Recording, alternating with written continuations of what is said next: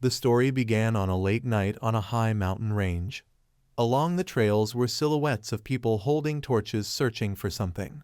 It seemed that after a month of hardship in the heavenly Kan region of Xinjiang, a young man was overjoyed because he had obtained what he needed in his hands. Van Hai saw that there were many strange ancient characters on it, so he believed it was genuine. Nearly 600 years ago, the Sword Immortal had left behind an ancient secret manual called Sword God. Van Hai truly wanted to possess that thing, but it would be meaningless to have the manual while his danshan was severely damaged. If other martial sects discovered it, they would take notice and want to steal it. Therefore, he decided to hide it. Van Hai trembled as he brought the bamboo tube containing the ancient manual to his mouth. After feeling a bit of difficulty, he regretted not bringing water with him. At that moment, someone appeared. "There you are. Hey you, spy of the blood sect. You have found the manual, haven't you?" That person was Mao Dong-tu speaking. Van Hai pretended to say that he had indeed found it, but had hidden it safely, and if he kept his promise, then he would hand it over. Yi Huang stroked his beard thoughtfully and replied, "That promise? Huh, I heard about it when I came here. You want me to remove the frozen blood from your chest, right?" Dong-tu drew out the words, "Indeed I did promise that. But why should I keep such a promise?" He thought that after leaving the blood sect, the young man had nowhere to go. He recited Van Hai's title mockingly, "Ik Duong Chiu family, Chiu Van Hai." A crack from his past was pulled back again. It turned out that Van Hai had been expelled from the sect because his danshan had been destroyed.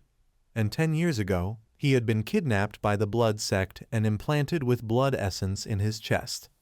Since then, to the blood sect, Van Hai was nothing more than a puppet.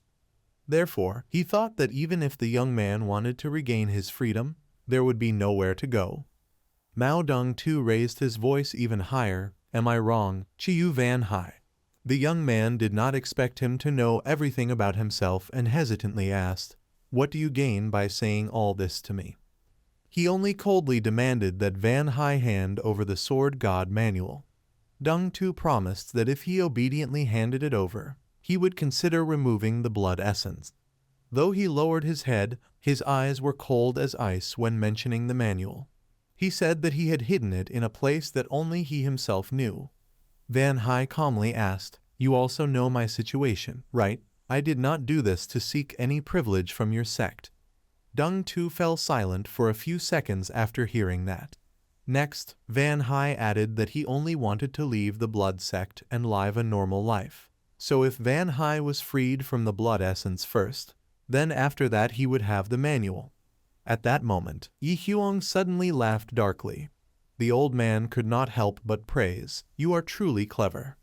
Then the young man's face suddenly turned pale quickly. In an instant, Van Hai was pierced straight through the heart by a sword. Mao Dong-tu spoke in a tone of disgust, "I knew it. This is the kind of place a third-class spy like you would hide things. I bet you hid it inside your body." At that moment, Van Hai finally understood that they had planned to kill him from the very beginning. When the sword was pulled out, his whole body trembled in pain. Dong-tu indifferently told him not to hold hatred toward them. He said that from the moment Chiu Van Hai became a spy, fate had already decided that he would have such an ending. In Van Hai's mind was only hatred. Damn it, why must my miserable life end like this? At that time, Dong-tu was preparing another finishing blow. His sword was so fast that it left only a streak of light. Van Hai was already unconscious. The small bamboo tube had been cut in half. Dong-tu was furious because the manual was inside his body. At that very moment, he saw bright blue streams of energy. He did not know why Chiu Van Hai's body suddenly ignited with azure flames. But the temperature was not hot, so he did not know whether it was real or illusion. Yet Van Hai thought, what use is it anyway? Unless something called the next life exists. He wished that it would not be as pitiful as this life. Without knowing what had happened, suddenly, from somewhere, Van Hai was splashed with water on his face. When he instinctively sat up, he became the subject of ridicule. After fumbling for a while, Van Hai discovered that his body had no cuts or signs of burns. When he heard someone say he looked pathetic, his heart suddenly trembled. It was the infamous blood sect twin brothers, Toabok and Woohwi. At first, he was a bit surprised because they looked young, but afterward, Van Hai became more suspicious about the fact that he was still alive. Hearing his cry, they did not understand why Van Hai looked so astonished. He stared carefully at his own face and confirmed that this was his body when he was young. Tong Toabok conveniently found an excuse to kick him once. "You crazy drunk, still drunk huh? Get sober and pay us our betting money." Van Hai felt his whole body ache terribly, and it seemed that if he could feel pain, it meant this was not a dream. Then, he quickly sat up. Van Hai grabbed Toabok's collar because he wanted to ask what day it was. While the two were arguing, Woohwi answered, "The year of Jayap Tuat, month of Kai Dao, the 9th day." In his head, Van Hai began to calculate, if today truly was that day, then this was exactly 10 years before my death. Woohwi suspiciously asked, "If not, then what year is it? Did you drink too much and turn stupid?" Though being scolded, Van Hai laughed loudly in joy. He could not help but exclaim, "Toabok, I'm so happy to see you." But he also doubted whether it was really 10 years ago, because if it was true, then... The scene shifted to a night when stars flickered across the dark sky. At that time, 2 guests arrived at the tavern door.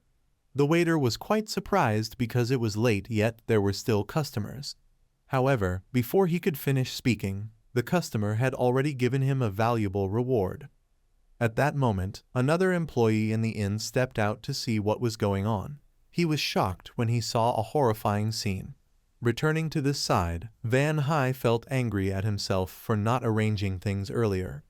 Toabok beside him from start to finish only cared about demanding money, so Van Hai reminded him, "If you don't want to die, get out of here quickly."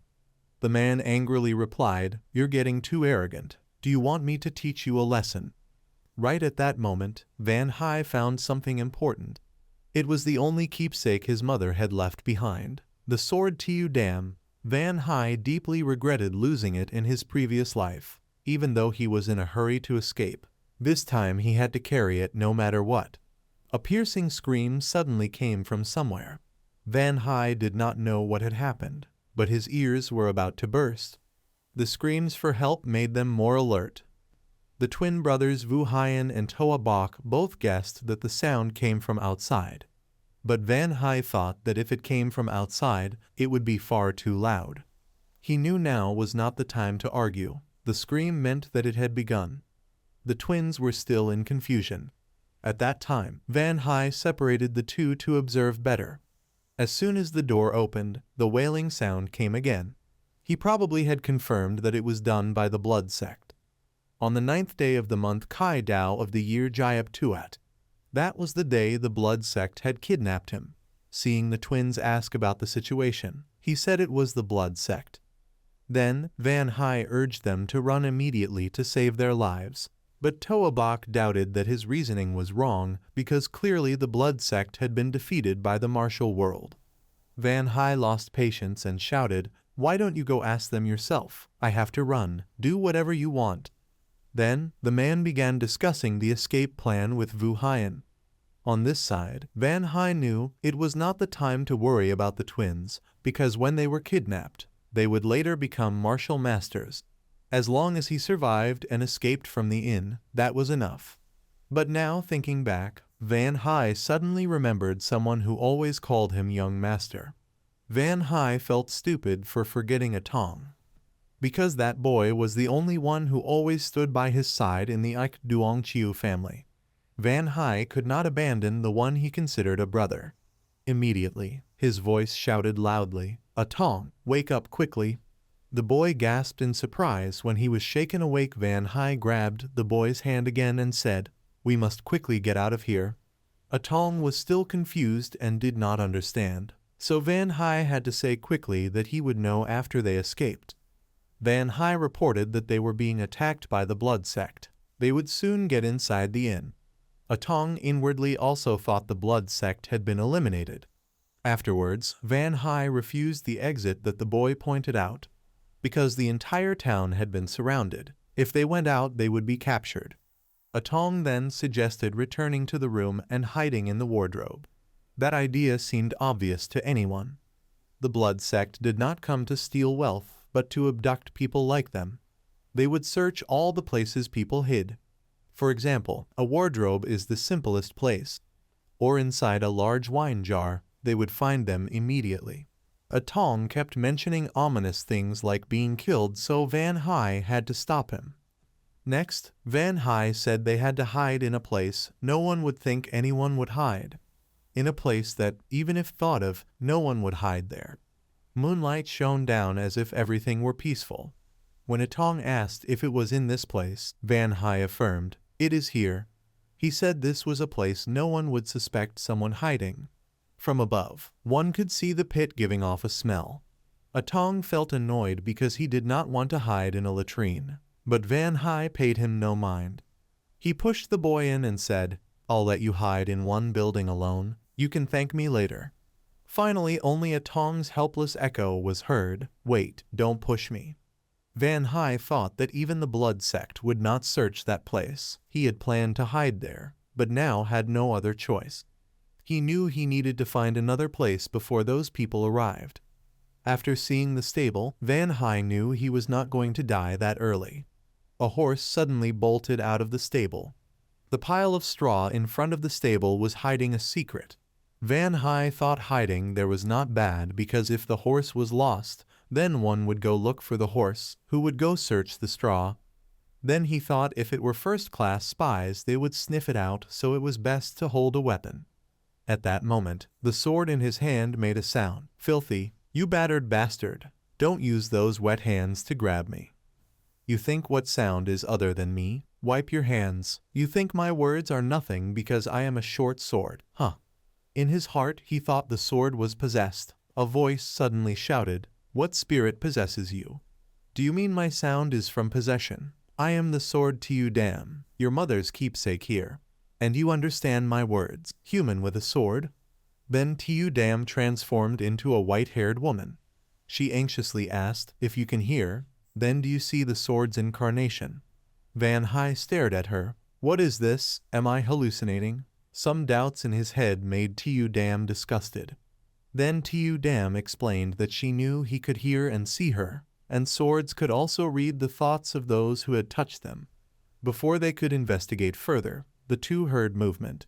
Van Hai quickly told her to be quiet because someone was coming. But actually it did not matter because only he could hear her speak. Van Hai had in fact asked Tiu Dam to be quiet to concentrate. Some stranger approaching was looking around. Their instincts told him to be more alert. Moreover, the footprints on the ground were worth examining. He had noticed the distant stable. Van Hai on this side was careful and already had a weapon ready in his hand. A dark shadow had fallen over the haymow where he hid. Tiu Dam suddenly wanted to ask Van Hai whether he dared to stab him for real. She thought the power gap was too large and wondered if Van Hai had the guts. At that time, a voice spoke, "Listen to how loudly your heart beats. You're really scared now, aren't you?" That person's hand began to move closer. The nervousness in Van Hai rose. The painful fatal stab by Mao Dong too still seemed vivid. Now that person's hand was almost within reach of him. Van Hai widened his eyes as if he had seized the opportunity. The dry grass was thrown into the air. Van Hai suddenly leapt out from inside and stabbed him. Unable to counterattack in time, that person's pupil instantly shrank and was finished by him. Van Hai also said coldly, "Scared now? Huh, no, I'm very excited. Look up and see, I will survive this life at any cost. Life at any cost. Life at any..." Tiu Dam could not help but praise his bravery. She thought Van Hai was just a fool who liked drinking all year round, but it seemed she had misjudged him. Seeing her rambling non-stop, Van Hai scolded, "You are making my head explode. Be quiet for a bit." Tiu Dam pouted, saying she had only spoken a little. Van Hai thought he would ignore her for now, but of course, Tiu Dam heard everything. Van Hai believed the situation was getting much worse. According to the blood sect's military tactics, when performing missions, their warriors would split into groups of 3. He knew the comrades of this one would come sooner or later. Van Hai had hidden the body here, but they would soon find it. If caught in this condition, he would be killed immediately. So he thought he must finish everything before escaping. Hearing Tu Dam call him, he grew irritated, thinking she would not let him think in peace. It turned out Tu Dam wanted that too, but she saw another blood sect member behind him, so she had to warn him. Instantly, Van Hai turned sharply around as she said. The opponent spoke in a cold voice. Did I interrupt you? No matter, just continue, don't mind me. A tall, thin figure was leaning against the nearby door. Van Hai and Tu Dam froze before him. He leisurely continued, I'm admiring your work. Aren't you going to continue? Van Hai could not sense when he had arrived. Moreover, that belt. The dark brown belt meant he was a mid-level warrior. Van Hai blamed himself for not reacting faster, because now he had no chance of winning. Tu Dam became excited. A fight's coming. Should I help you a bit? Show him the power of a short sword. The man now slowly walked toward him. You don't know your own limits, do you? You don't look skilled in martial arts. Even if it was a sneak attack, I must praise you for taking down a low-level warrior. He guessed Van Hai was at the early middle level. Therefore, he granted him mercy. If you surrender, you may live. Van Hai decided to provoke him. If you plan to kill me, why talk about ranks? You want to capture me, but are afraid of dying like that one, right? Tu Dam panicked, thinking Van Hai was insane to provoke the enemy. But Van Hai thought just as expected. The man only pretended to be arrogant. A little provocation, and he lost focus immediately. The warrior laughed. This brat, did you eat tiger's liver? Smart enough. Killing you would be a waste. Seeing how cautious he was, Van Hai stayed alert. The man drew his sword directly. Looks like you're trying to avoid fighting. Huh. Then he curved his blade. So let me see. Is your skill as sharp as your mouth? Van Hai thought that though he was a third-class spy and his dantian was destroyed, he could still see through him. Instantly, the arm holding the sword was restrained. Or rather, it was Van Hai's arm, too slow. It was as if an explosion went off in his head. The man respected Van Hai's observation, but despised his speed. Van Hai was lifted off the ground. After disarming him, the man said, that last strike was quite sharp. Pretend I didn't see you kill that low-level one. Quietly follow me. The sword fell backward, and Van Hai caught it again. A slash quickly swept across at him. Van Hai shouted firmly, no way. Just when he thought it was over, something unexpected happened. Clearly he had made a fatal strike, yet the enemy dodged. The cut left a mark across his eye, driving him mad. The warrior spun his leg and kicked Van Hai. He could not avoid gagging from the internal injury. Van Hai dragged his body across the ground, then rolled several times. He questioned himself whether he had been careless, never expecting the man to dodge at that range. Then he wiped the blood from his mouth. Van Hai knew he had no choice but to stand and fight. Tu Dam appeared and said, let me help you. I'm telling you, without me you can't win. But he knew at this point nothing else could be done. She asked worriedly, stubborn to the end, what will you do now? Van Hai thought though he hadn't cut deep, the man's eye could barely see, so he would keep aiming for it. The blood sect warrior grew furious, believing he had been merciful. Yet Van Hai was ungrateful, truly a fool wanting death. He drew his sword again, intending to warn him and then take him to the blood sect. But I've changed my mind. I'll end you right here. I'll cut you into hundreds of pieces. Seeing those sharp slashes, Van Hai was terrified. The man swung his sword repeatedly toward him. As he dodged, Van Hai recognized it as the blood sect's basic blood sword technique. But the man was too fast, leaving no time to read his moves. Moreover, the warrior aimed every strike to kill. While swinging his sword, he demanded, now do you know what you've done? Van Hai thought in despair, is he really going to kill me completely? The warrior thought it was too late for repentance. He bent one knee, ready to finish him.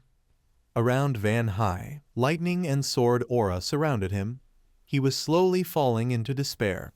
He's using all his means. What should I do? Should I just close my eyes and accept death? At that moment, Tu Dam whispered, "It's a frontal strike." Van Hai immediately raised his sword before his face, blocking the attack. The man suddenly froze, shocked. After the warrior fell, Van Hai pushed his body back.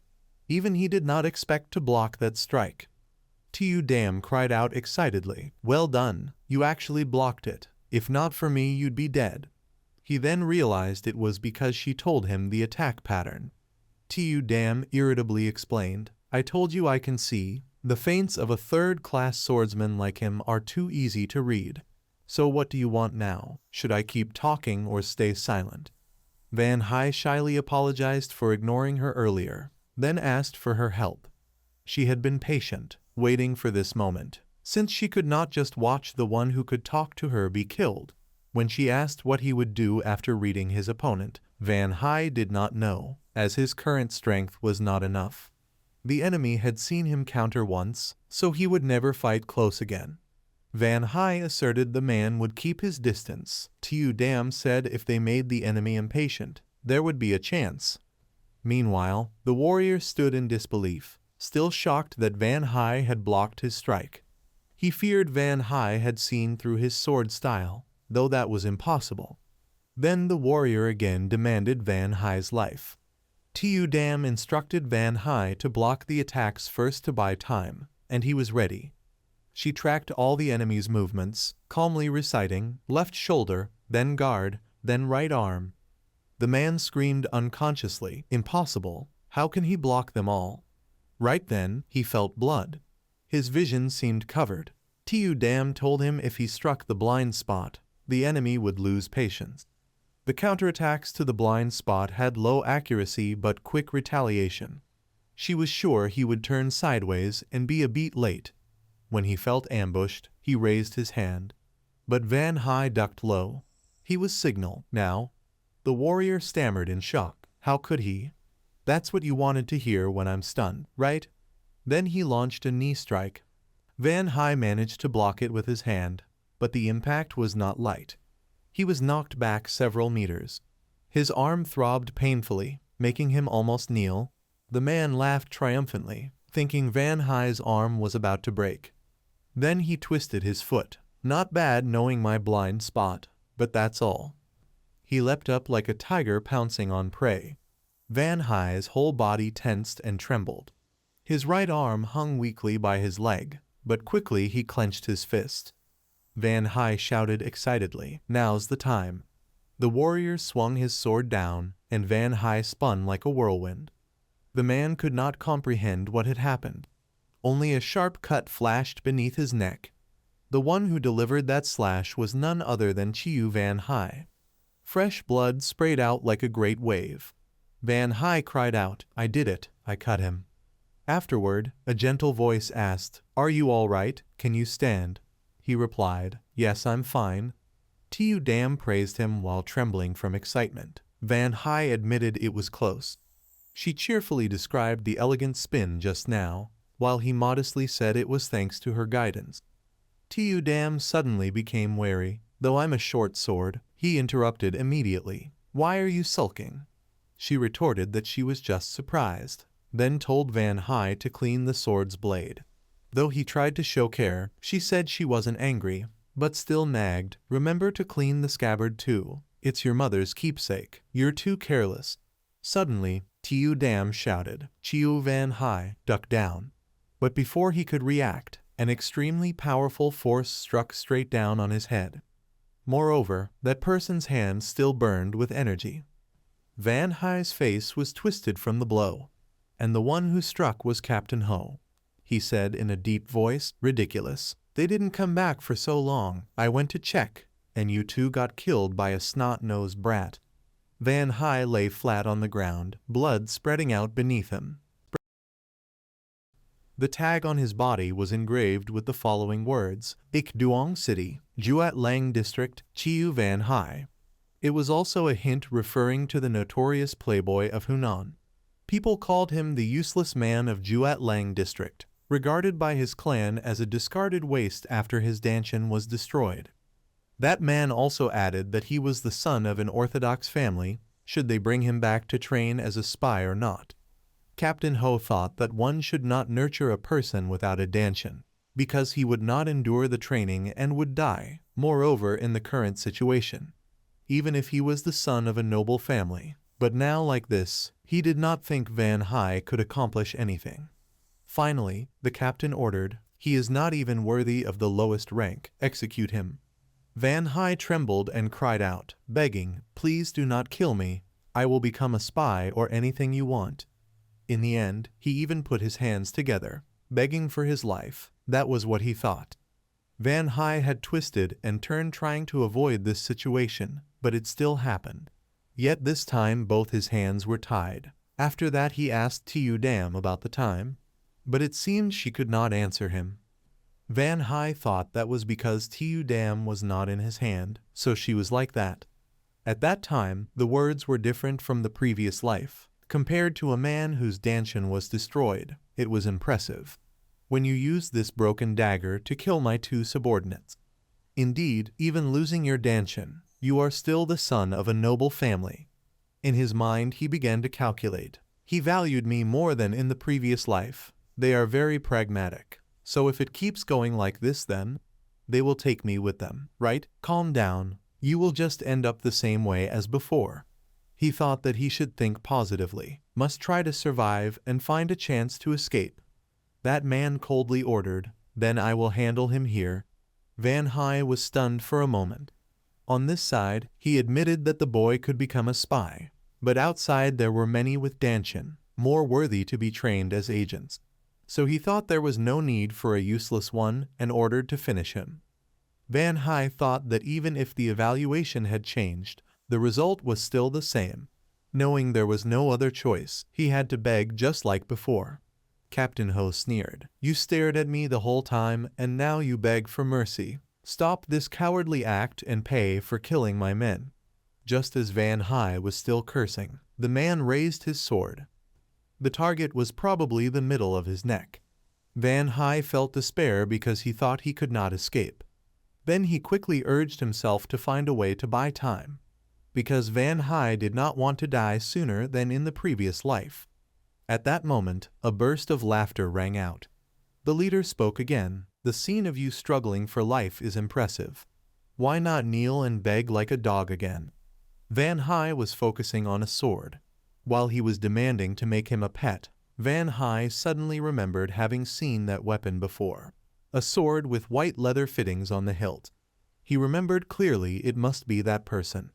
Van Hai immediately bowed his head and shouted, "Blood demon greets the blood that rules the world." The subordinates stirred and whispered in confusion. They did not understand why he was referring to the 4 blood stars. Captain Ho was still unaware. What is all that noise? There is no way someone like the 4 blood stars would be here. But clearly the fiery aura spreading out made him frightened. Under such terrifying pressure, he had to exclaim, "Salute to the 4 blood stars."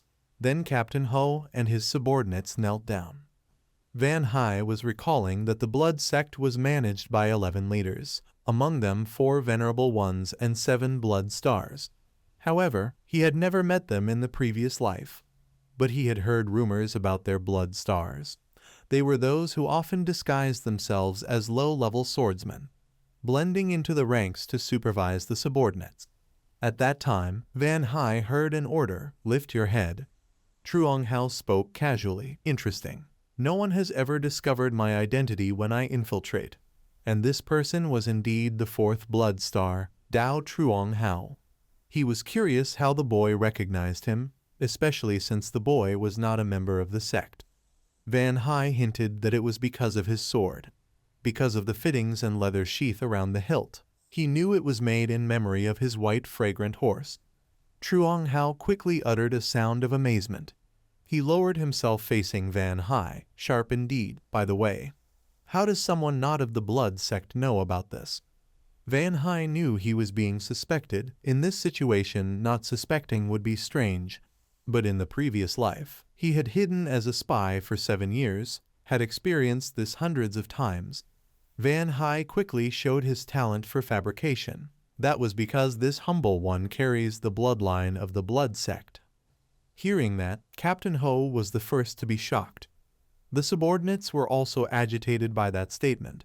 Chuang Hao half doubted and waited to hear more. So he continued, "My maternal grandfather joined the wars as a low-rank warrior of Blood Wolf Dai. After being injured, he left the battle and wandered seeking a home for his only daughter. And thus, my grandfather settled in Juatlang district. Although it was difficult to find a place to hide from the wars, but his wounds grew worse and worse. Van Hai said that to buy medicine, his mother worked as a servant for the Chiu family of Ikduong. Later, she met my father and fell in love, and I was born." Truong Hao softly repeated the story. He touched the sword and told him to continue. Van Hai knew it was not enough, so he added that since childhood his grandfather had trained him hard. Whenever Van Hai complained about the hardship, he would mention Lord Blood Wolf Lo Chiu Van and his son Lo Fan Ku. Van Hai began to mimic his grandfather's voice. The Lord's son had finished all his training when he was your age. The subordinates were shocked because he knew the names of the two lords. Van Hai sadly said, "Every day my grandfather would say that one day the blood sect would find its descendants. Even on his deathbed he spoke of the blood sect." Truong Hao gazed at him silently for a while. Then, as if he understood, "If that was true then, for someone whose Danshin was destroyed to kill two of my members was understandable." As he was about to speak further, Captain Ho shouted. He told him not to listen to Van Hai. The subordinate did not know where he heard those things, but Blood Wolf Daimon had. The sharp sound silenced him. "Fifth Commander, who allowed you to interfere in my matter? It seems that just being a commander makes you think you can meddle in the business of a blood star, right?"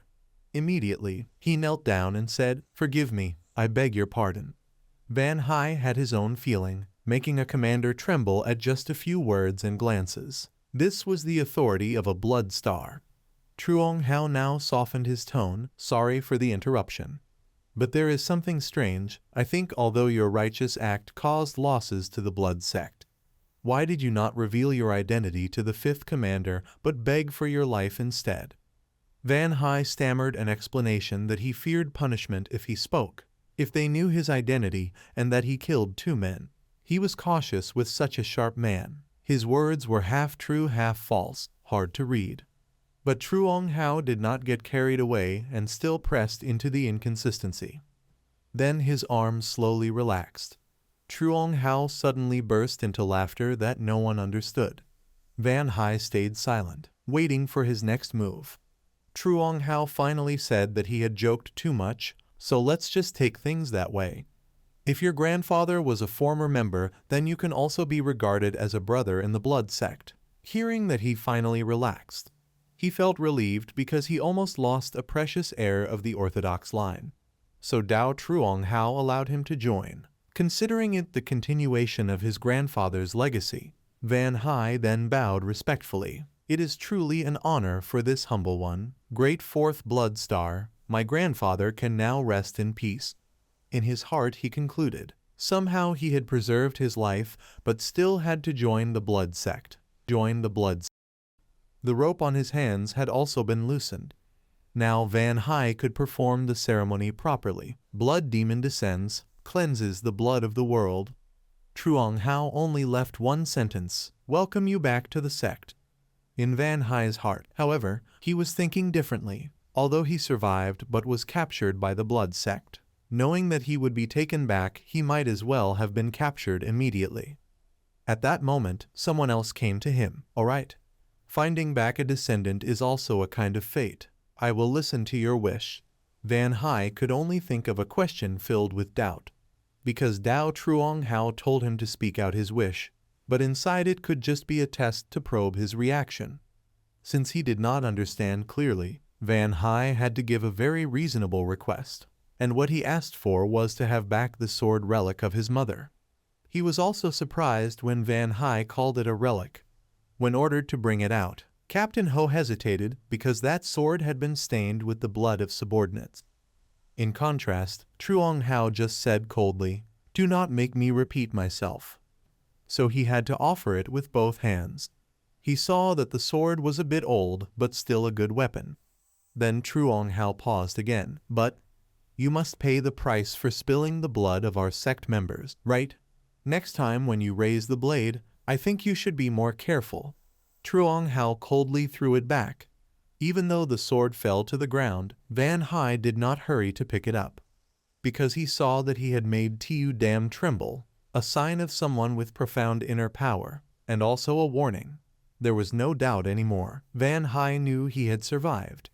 Then, Truong Hao ordered him to stand up. Van Hai quickly replied, I will pick up the sword and leave immediately.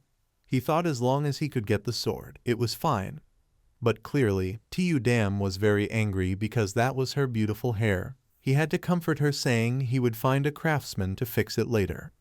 Tiu Dam did not forget to scold. If I could move by myself, I would definitely shave his head, and of course Van Hai also wanted to see that. After that, she asked whether his blood sect bloodline was true or false. To this girl, Van Hai frankly said that the story was not true, but also not false. If it was Tiu Dam, he would tell everything. Tiu Dam was very worried when she saw that seriousness. So, Van Hai asked, if I say I come from the future 10 years later, would you believe it? Hearing that, Tiu Dam's face clearly showed confusion. At that moment, something else was happening elsewhere. Truong Hao had secretly ordered an investigation into his family. Captain Ho hesitated to ask, do you mean even the fourth blood star also? He nodded. That's right. Actually, whether he spoke truth or not did not matter. But he observed every small gesture and movement of mine. He grasped the intention of this seat like a professional spy. Whatever he is, he knows too much already. We should keep an eye on him. So, Captain Ho obeyed the order. On the carriage, Tiu Dam said she would summarize the information. She tried to remember. You have lived under the identity of a spy for 10 years. After dying unjustly, you were reborn here, right? You returned 10 years before your death. After that I could talk with you, right? No wonder I found you not as stupid as the Van Hai I knew. She thought Van Hai was really unlucky. After so much hardship he was kidnapped again. When Tiu Dam mentioned leaving a Tong behind, he immediately rejected it. Because a Tong was the only one who treated Van Hai like a human being. His voice became lower. Moreover, in the previous life a Tong died to protect me. That was the debt of gratitude in my heart when I was in the blood sect. Today I have repaid it. When he knew everything had passed, Van Hai thought about his next life. However, Tiu Dam thought he would be deceived again like 10 years ago. She firmly said, Chiu Van Hai, information is a weapon. You are holding the best weapon. As a spy you should know that. You know in advance all the misfortunes so you can avoid them, or turn them into good things. Van Hai needed time to digest all her words. Then, he agreed, that's right. Why do I keep worrying about how to survive when I hold the knowledge of the next 10 years? So, Van Hai agreed to make good use of everything. However, Tiu Dam told him to lower his voice a little, making Van Hai have to explain that he was just too excited. Now he understood that he still had many opportunities. Moreover, he might be able to learn martial arts. Tiu Dam was a bit confused because he had his Danshan destroyed, but Van Hai said that was not entirely accurate information. But anyway, he thought he should temporarily ignore that matter, so she looked at him with disdain. Then she hesitated to speak. I mean if you still have inner power, then I will teach you martial arts. It's me, the short sword technique that the previous master once used, except me. No one knows it. He thought learning martial arts from a sword was impossible. Tiu Dam angrily shouted, have you never heard that even a dog guarding the gate for 3 years can recite poetry? I know much more than you. Listen here, now I will recite the formula for you. At that moment, Van Hai's right hand started to shine. He was also astonished by those streams of blue light. Van Hai did not understand what those green flames were. 1 second later, he had fallen into a mysterious space. Van Hai looked around in confusion. Where is this place? Why has it become like this? Moreover, his body looked very strong. Next, a voice came from nowhere. The universe will open for whoever obtains the sword heart. Van Hai also recognized that it was Tu Dam's voice. Then before his eyes appeared bright spinning lights. That strange thing made him a little dazzled. When he came back to his senses, Van Hai had returned to reality. He did not understand what had just happened. Tu Dam angrily scolded, "What is wrong with your head?" I was struggling to recite the formula, and Van Hai was implying that there was something on his hand. It looked like the 7 stars of the Big Dipper. But the girl only saw it as a normal back of the hand, thinking he just made excuses not to study. So Tu Dam disappeared in anger. Only then did Van Hai realize that only he could see that thing. Then he spoke more gently, "Sorry Tu Dam, but are you okay? It took half a month, you know." The sword slightly trembled as if in surprise. But because she was still angry, she coldly said, "Forget it, I am tired." Now Van Hai had time to think about what had just happened. He thought that thing was like the blue flame when he returned. So Van Hai was sure it was related to the mysterious sword manual. Scene shifts to where the convoy is stopping. Inside, he was still thinking, so that thing does not appear anymore. How should I make it appear? After that, Van Hai realized that the carriage had stopped. Someone had opened the door of his wagon. Shouts immediately filled the air. "Get up quickly, you brats. How long are you going to lie there? Stand up and gather out there. Anyone causing trouble will be sent to meet their ancestors." Not seeing the sun for a long time made him a little uncomfortable. The shouting still echoed through the camp. "Hurry your feet. Gather all in the front." Tu Dam yawned and scolded the noisy person. Then Van Hai mentioned a location, the Valley of 6 Bloods.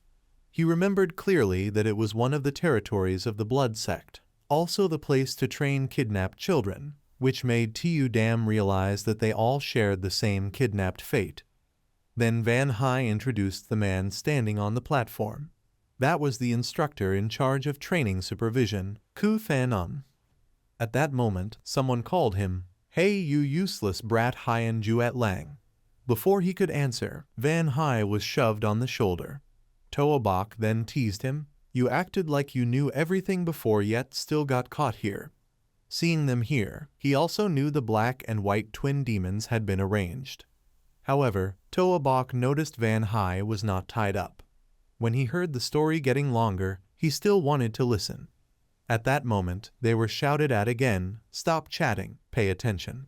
Do you see the platform behind me? I will count to 5, run up there." Toa Bok was furious because they should have untied him properly too. On the contrary, Van Hai emphasized, "If you are not tired of living, just follow me." The brothers Toa Bok and Hien Vu did not understand what was happening. But before they received a reply, he had already rushed forward. The kidnapped children were still standing and shouting. He complained that the boy should have explained more clearly, then looked after him. At this moment, someone waved a hand to signal. A warrior was silently approaching from behind them, and the twins had agreed to run. 1 second later, red blood splashed out from somewhere. The brutal killing scene made the girl scream. Below began the chase and slaughter. The 2 brothers Hien Vu and Toa Bok had already run quite a distance. However, they were still terrified when they looked back. At this moment, Toa Bok understood that once again everything happened exactly as the boy had said. The 2 brothers also learned the lesson that they must follow whatever Van Hai did. Even if they did not understand, they had to imitate. And he successfully led the 2 of them up to the platform. Seeing this unprecedented event made Fan Ong astonished. Moreover, they knelt without needing instruction. After that, the matter that the 5th leader reported about Van Hai claiming to be a descendant of the Blood sect was also brought up. Tu Dam was very afraid of this, but he thought calling himself that would avoid suspicion later. Also, he knew that if he did not speak, he would be beaten as an example to others. On the high platform, Fan Ong shouted attention. The children below also immediately fell silent. He emphasized that they should be happy to have been chosen. The will of the great blood demon had led them to the loyal Blood sect, but hearing the name Blood sect, the crowd seemed panicked. One stubborn person shouted, "Stop lying. How can you recruit by kidnapping and killing like this? Tu Dam both agreed and feared, while Van Hai knew that person was about to die. While she was still confused, he confirmed again. He said perhaps she did not see because he had run first. On the other side, that man was still threatening to report to the Martial Alliance. Then a red sword light shot out, and that was proof that the blood sect showed no mercy to the weak. Van Hai explained that it was a tactic to shake the tree to scare the monkey, forcing absolute loyalty. The cold voice rose just as he said, "If you want to be like this one, go ahead." Tu Dam wondered how he survived in his previous life. Van Hai thought of it as shame because he had bowed like a dog. At this time, Than Ung announced the initiation ceremony. He glanced sideways with intention, starting with good. It turned out he was testing whether Van Hai knew what was in the box. When he calmly said it was blood parasite, he was praised. Then Van Hai was ordered to explain about it. His voice was low for a long time. Blood parasite. It is a poisonous worm implanted in the chest of new disciples to remind them not to forget their oath to the blood sect. Every 12 hours, each person must take the sex life pill, otherwise the blood parasite will destroy their chest. Toa Bok trembled and asked him, "How do you know all these things?" Than Ung was very pleased with the detailed explanation, very worthy of the title loyal descendant. Toa Bok was furious and cursed him, "You damn dog, are you a spy?"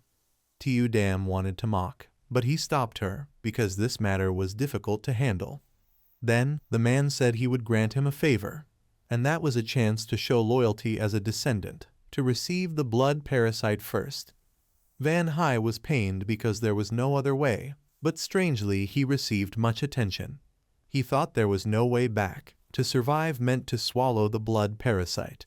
He clasped his hands and loudly said, "Thank you, sir, for granting me this blessing."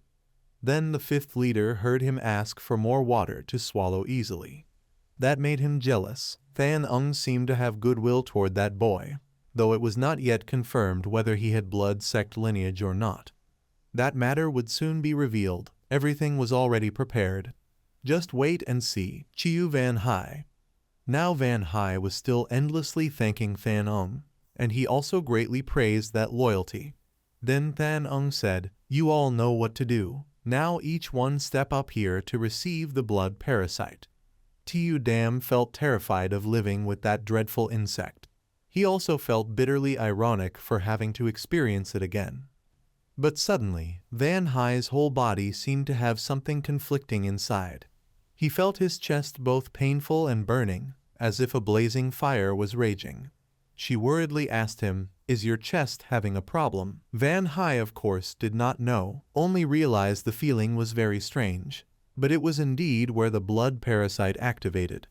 He understood that this thing would not act without reason. But soon he suspected the fifth leader, the one who had used tricks. Than Ung was also the one who noticed his abnormality. At that time, someone asked him, "Has the blood parasite in your chest activated?" A person with the bloodline of the sect, writhing in the initiation of the blood parasite. Van Hai was furious. He wanted to find out what that man had done to him. Eagle worriedly asked, "What is it? Is he all right?" He explained that it was because he got agitated when swallowing it, but of course he would not make such a mistake. After that, the fifth commander told him to turn back because he would personally use inner force to make the blood parasite sleep. He urged him to hurry up because many others were still waiting. Van Hai hesitated because he thought it would not be him doing it. At that moment, he felt the pain moving down to his stomach. So when he said he was fine, the fifth commander seemed a little angry. He told him to tense the lower abdomen so he could transmit inner energy. But the strange feeling inside him was spreading. Van Hai was sure it was that thing, so he had to find a way to stop the fifth commander. In a desperate situation, he gave him a fragrant puff. The strong scent passed through the mask. He hesitantly said, "I warned you already, I am fine." The laughter echoed through the mountains and forests, but no one would hear. Because Tu Dam was the owner of the laughter, he felt embarrassed because she kept teasing about the fart incident. She thought it was quite boring here, Having him around to make her laugh was fun, only Van Hai felt terrible. But she got more excited. What is so bad? Is it because of that fart? He knew clearly it was not that but the blood parasite. His pain had disappeared. His chest felt very comfortable. Right then, Toa Bok came over and asked, "Blood slave, where are we going now?"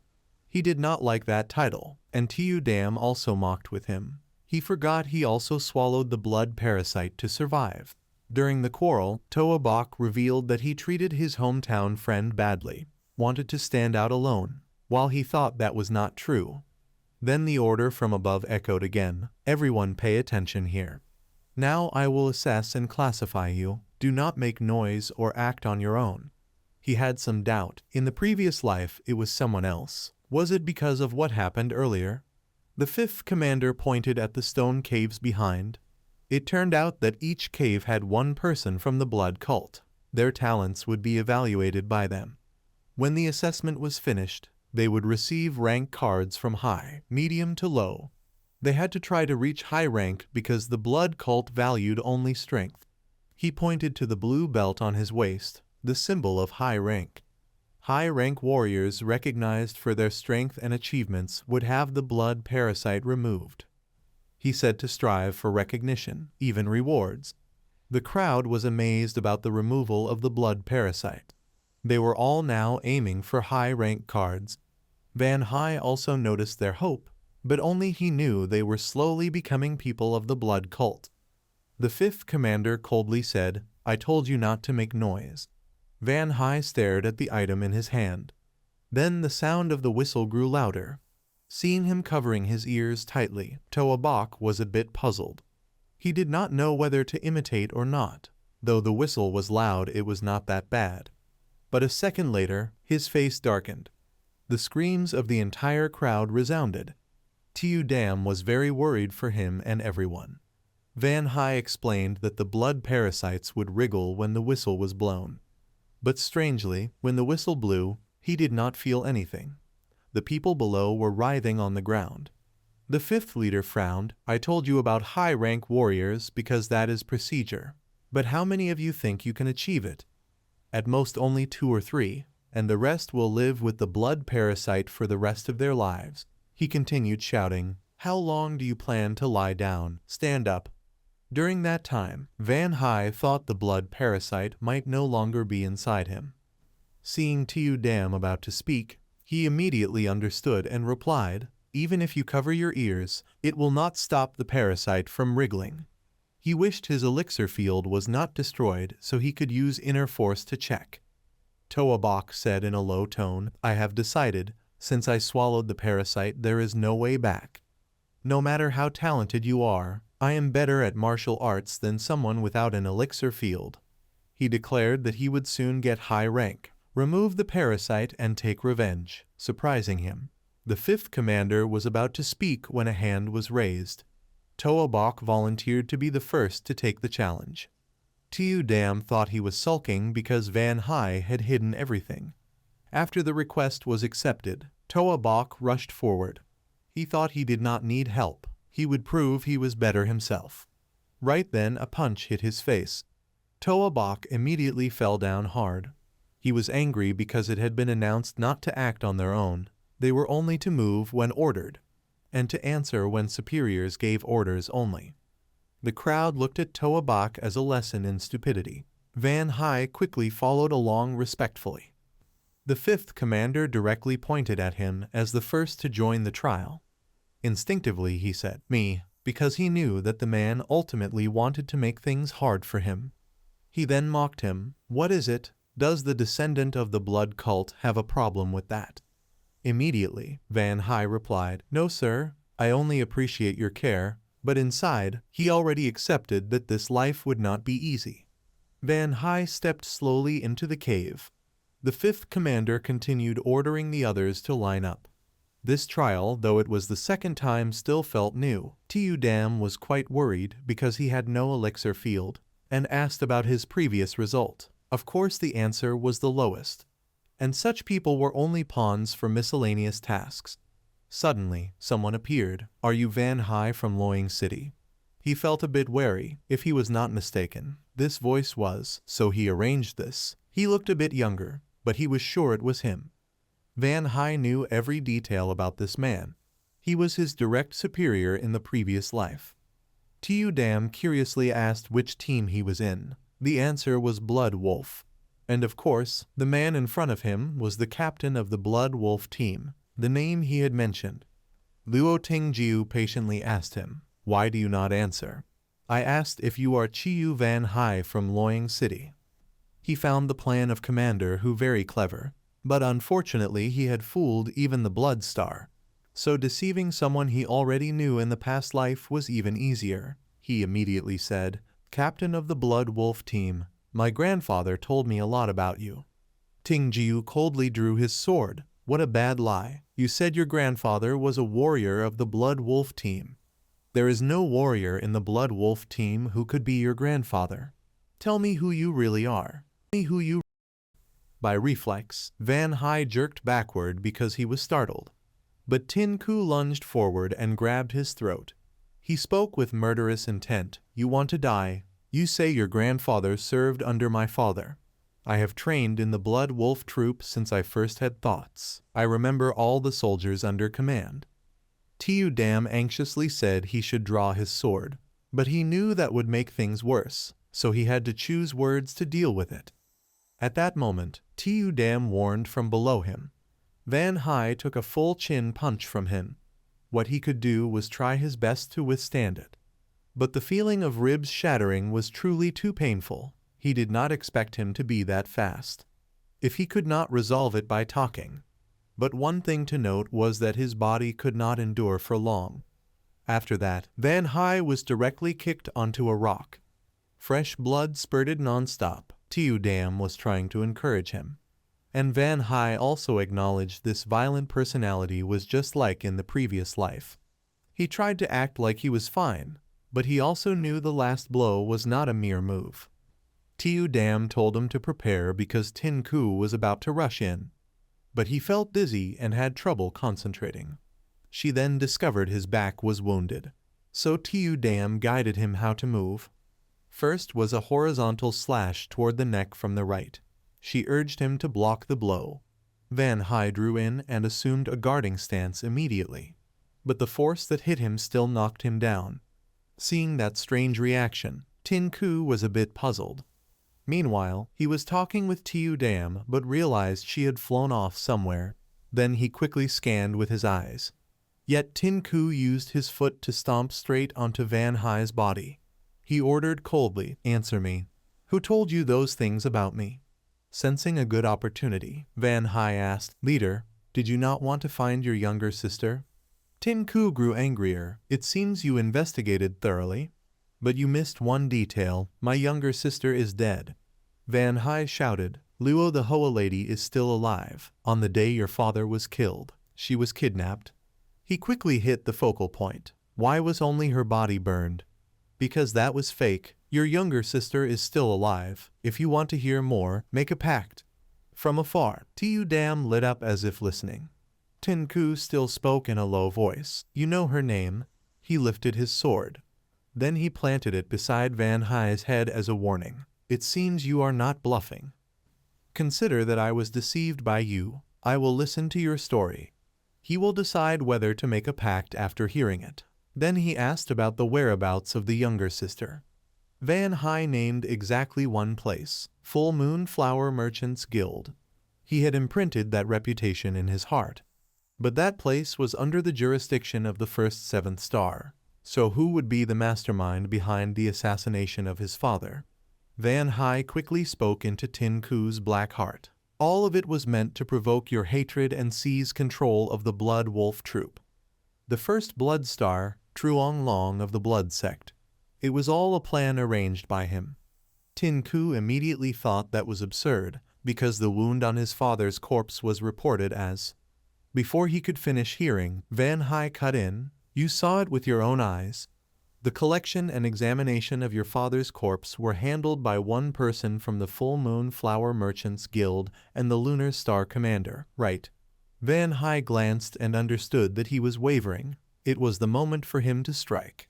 Then Van Hai confidently said, "The young lady is currently in the Golden Sea sub-branch in Zhejiang. There are many ears and eyes there, so send someone trustworthy to investigate."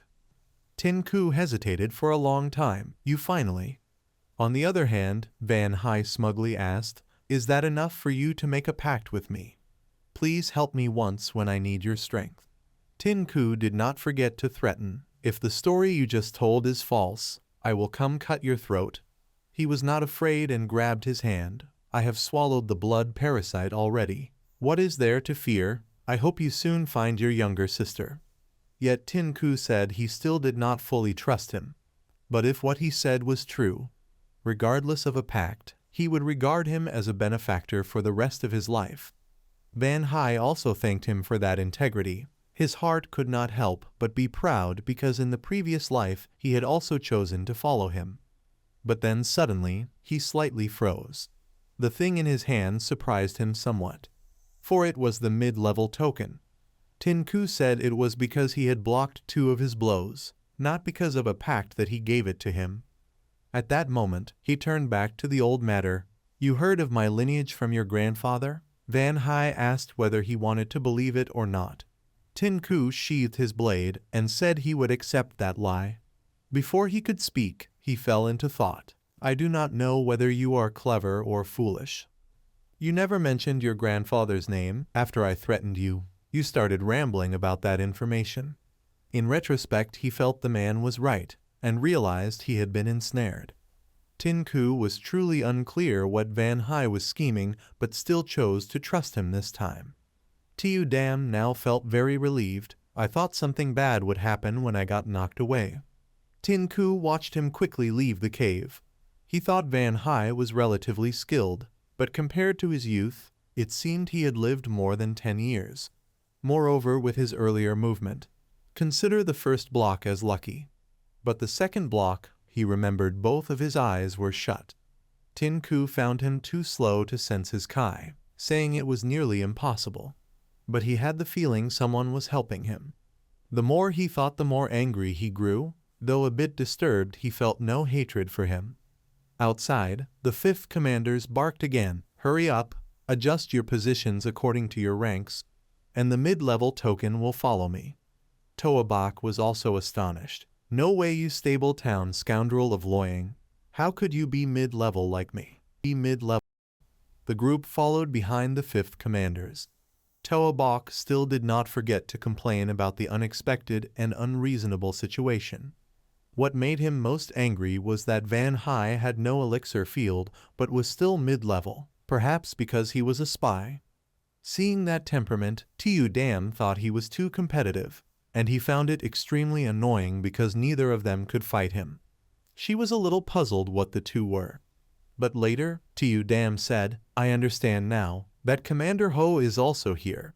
Chiu Van Hai, you remaining unharmed after facing Tinku seems to have struck at his pride. He keeps glancing at you."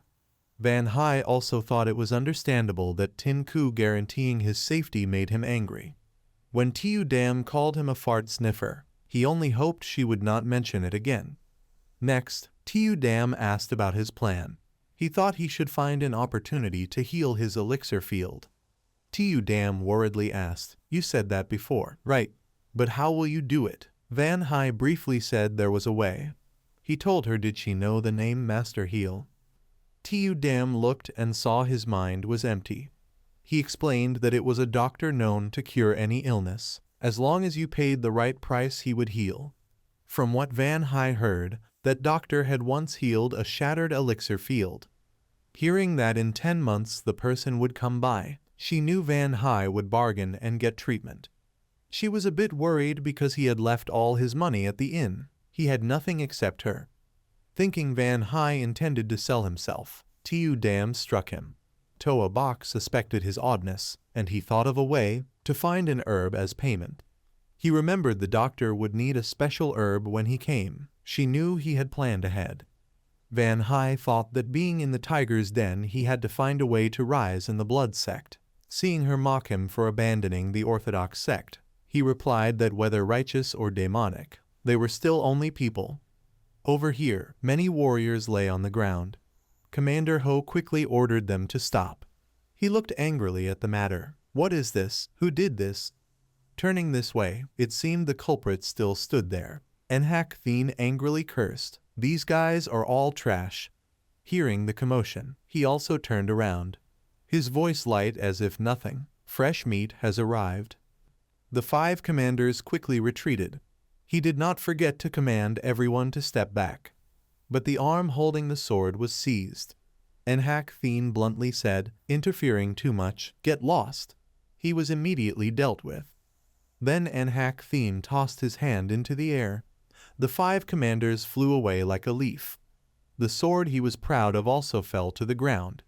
Van Hai was also greatly terrified because he was defeated with a single move. In his head were only 2 words, gone mad. A master like Commander Ho was reduced to this. Even being a leader could not make him like that. He had never heard of a master of this level in the Valley of 6 Bloods in the past.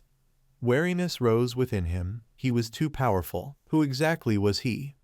Seeing Toa Bok accuse him of murder, he only thought it foolish. Enhak Thien placed both hands forward and lightly slapped a few times. But that alone created an air pressure. At that moment, a wave suddenly rolled in. Van Hai felt an indescribable ache. Enhak Thien stood there leisurely as if watching a show. The people below were already writhing. He snorted coldly and said, daring to cause a disturbance with so little ability, are these guys all trash? Over here, Van Hai was reporting the situation to Tiu Dam. My eardrums feel about to tear. I can't even hear the surrounding sounds. Dizzy, really want to vomit. But then, he suddenly calmed because he felt heat in his chest. Tiu Dam looked at him suspiciously. He said the buzzing in his ears had stopped and the wound had healed. But then he heard a shout, damn it, come here. Try to kill me. If you want to touch my brothers, step over my corpse first. It turned out Woohwi letter 1 EC1N had collapsed, so he was like that. He worriedly looked at his brother Toa Bok. Then came his younger brother. But before such a monster, he only prayed they would faint. Toa Bok looked dumbfounded at Enhak Thien. Then he used his big hand to punch him like a pest control game. Behind him many had been treated the same. Vu Hien anxiously ran up to check his brother. Tiu Dam only worried for him, but fortunately he could still move, only not knowing what else would happen. Van Hai's eyes gradually darkened with the cry, still one more. Enhak Thien looked at him with great interest. Tiu Dam urged him to run away from him quickly. As Van Hai just took a step, the man behind lunged. His leg raised 180 degrees, and the main target was the small mouse Van Hai. Apparently, his instinct had sensed it too. Long after, many calls of Commander Ho echoed. It turned out Than Ung had come to search because it was the appointed time and he was not seen. Looking around, most of their recruits were injured. The superior asked, but he could not remember anything except a name of a berserk savage suddenly going mad. Than Ung was quite surprised by that. Commander Ho described the opponent who felled him with one strike. The body was large, hair disheveled, wearing tiger skin as clothing. The description of the giant wearing tiger skin made him pause. He did not understand why Than Ung was thoughtful. He only implied that the person was the one who did it. The following clue was terrible. Woohwi Thien Elder, one of the 4 current masters. Than Ung said seriously, yes, you probably do not know because you were dispatched. But recently, he has been active outside the Valley of 6 Bloods. One of the highest authorities, one of the current masters, and the strangest character, the barbarian Woohwi Thien. And the person being mentioned laughed loudly, unexpectedly. You are seeking this weapon. I heard all the recruits are weak, but you possess this short sword. A person without an elixir field could withstand that move. And you were the first to wake up. He thought everything was truly interesting. The scene shifts to a place of towering mountains. It turns out that there are 2 people crossing the mountains here. Captain Ho kept apologizing. Than Ung only reminded him that Enhak Thien was someone who could not be touched. He was a bit afraid that he would kill the recruits. They were mid-level cadets who were very hard to replace. He was not sure about Van Hai. But the twin brothers were different, though even so Fan Ong was not certain. He knew well that the man often came by but never thought he would cause trouble with cadets. After that, he informed that they were almost there, so he must be careful with his words. Because among the 4 leaders, Nhak Thien was the hardest to deal with. When they arrived, Fan Ung had already knelt down and recited the sect slogan, declaring himself the one in charge of the cadets. Seeing no response, he ordered again, "Show respect to the Lord quickly." Inside the cave, strange sounds were coming out. Captain Ho worriedly wanted to go see but was ordered to wait. Because Than Ung knew angering Nhak Thien was useless. Suddenly, a swirl of dust hit him from somewhere. The direction of it started from the cave entrance. More precisely, the object that caused the shockwave was a walnut. Inside, Nhak Thien laughed loudly. "I guess you are quite a capable commander." Than Ung humbly said that he was only an insect compared to him. Next, Nhak Thien asked, "The reason you came here, is it because of these newly captured children?" Than Ung honestly answered, "Yes, sir. They will be raised into warriors of our sect." He was slightly displeased because he thought the man suspected he would harm them. Than Ung had to bow his head to deny that. Nhak Thien laughed even louder, but his intentions were hard to read. He said these children were quite good. He thought he would teach them some moves while they stayed here with him, so do not worry. Hearing that, Than Ung was a bit surprised about the private teaching. Knowing that he had never taken disciples, Than Ung, though awkward, still congratulated him on the good news of taking disciples. But then, Nhak Thien interrupted him, "Do not get it wrong. I only use them to avoid loneliness in this place. You think I would take disciples?"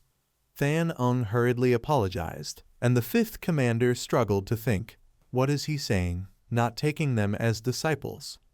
But being taught by a powerful master is already a life-changing experience, and he is one of the 4 greats. He did not want Van Hai to have that chance, so he spoke up to talk to Nhak Thien. The 5th commander told the story that Van Hai's elixir field had been destroyed. Of course, that made Than Ung displeased. "What are you doing?" As soon as he said the boy was unworthy, he was punished. Terror suddenly seized his emotions. The 5th commander was falling freely in the air. Ignoring the screams, Nhak Thien laughed loudly. "I am the one who wants to teach, who allowed you to comment. I do not want to hear your babbling anymore. Get out now." Than Ung respectfully obeyed the order. As he left, he felt pity for the talented twins, but at least he could use Van Hai as a spy. Inside the cave, Nhak Thien was still angry about being disturbed. Van Hai now understood the origin of the black and white demons from his past life. It was because one of the 4 great masters, Nhak Thien, had taught them, but the reason he brought him along was unknown. Van Hai then noticed another strange thing. Nhak Thien stood up and complained of hunger. He coldly ordered him to bring food within 4 hours. Van Hai was confused by that command. He was angry thinking the man had brought him only to find food. After that, Nhak Thien warned him not to think of running away if he was caught. Then he would surely face death, which sent chills down his spine. Van Hai secretly thought differently. He thought if he said "do not run," I would not run. I will go along with his wish, wait for a good chance, and then run away. So Van Hai knelt down and asked, "My lord, but I do not know martial arts. It is hard to find food without a weapon. And the short sword you are holding is my mother's keepsake and is." But before he could finish, Tiu Dam was thrown onto his head.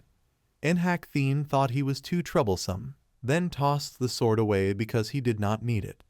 Tiu Dam appeared and scolded him for being filthy, moreover using her to pick his teeth, overall disgusting. At that moment, Nhak Thien hesitated and said, "But..." On the left, Tabak received a kick to the face. On the right, Vu Hien took a punch. Nhak Thien was furious because the 2 brothers kept sleeping, only he worried they might die. Nhak Thien's arms roughly pulled the brothers up. When he reached the cave entrance, he stopped for a moment, almost forgot. "I want meat, remember to bring it back." Finally, Nhak Thien jumped away somewhere. Van Hai hurried out to see where he went. he only felt a powerful gust of wind. Then, as he realized, the shock inside him grew stronger. Van High shouted with all his strength, "Where am I?" The cliff, thousands of meters deep, was just one step away. He grew even angrier about the order to find food, since climbing down would already take 4 hours. Van High did not know where to get meat for him. Tu Dam flew over and pointed out something. Over there, the high mountains pierced into the clouds, and Enhak Thien led the twin brothers jumping back and forth. Tu Dam was amazed at that jumping ability. She did not know how he would escape from him, and he himself had lost all motivation. The mountain area had become extremely quiet. Van High was trying to calm himself, because if he gave up, he would become a slave, so he had to do everything he could. But the cliff was too steep, he could not understand how anyone could run there. When he tried to focus on climbing down, he encountered a cracked rock. Then, Van High slid down the cliff. His whole body fell faster and faster. Fortunately, Van High grabbed onto a branch that made him hate life deeply, almost fell to death. Why is my life so miserable? This is already my second life. Tu Dam thought doing so would go down faster, but he was not in the mood for jokes. He cautiously asked how far down he was, but her expression made him give up. By rough observation, the ground still seemed far away. After a long while, someone spoke. 4 hours have passed. Unbelievable that you are still here. You must have ignored the warning, ready to die right. Immediately he stammered, I remembered you, my lord. That strange sentence made the man exclaim, what the hell? What? The scene shifts a little. Beneath the forest, it is extremely quiet. A brown rabbit is looking around anxiously, but it does not know that it is becoming prey. A sound of thud is heard. The small rabbit is hit by an arrow. Tu Dam happily praises that he hit the bullseye. But Van High only dares to sigh softly. Tu Dam thinks he is already good enough, and he also thinks that after 2 months like that, it is only natural. He silently remembers the day he was bruised all over from spending 2 hours climbing down the cliff. Tu Dam also thought that at that time he would be killed.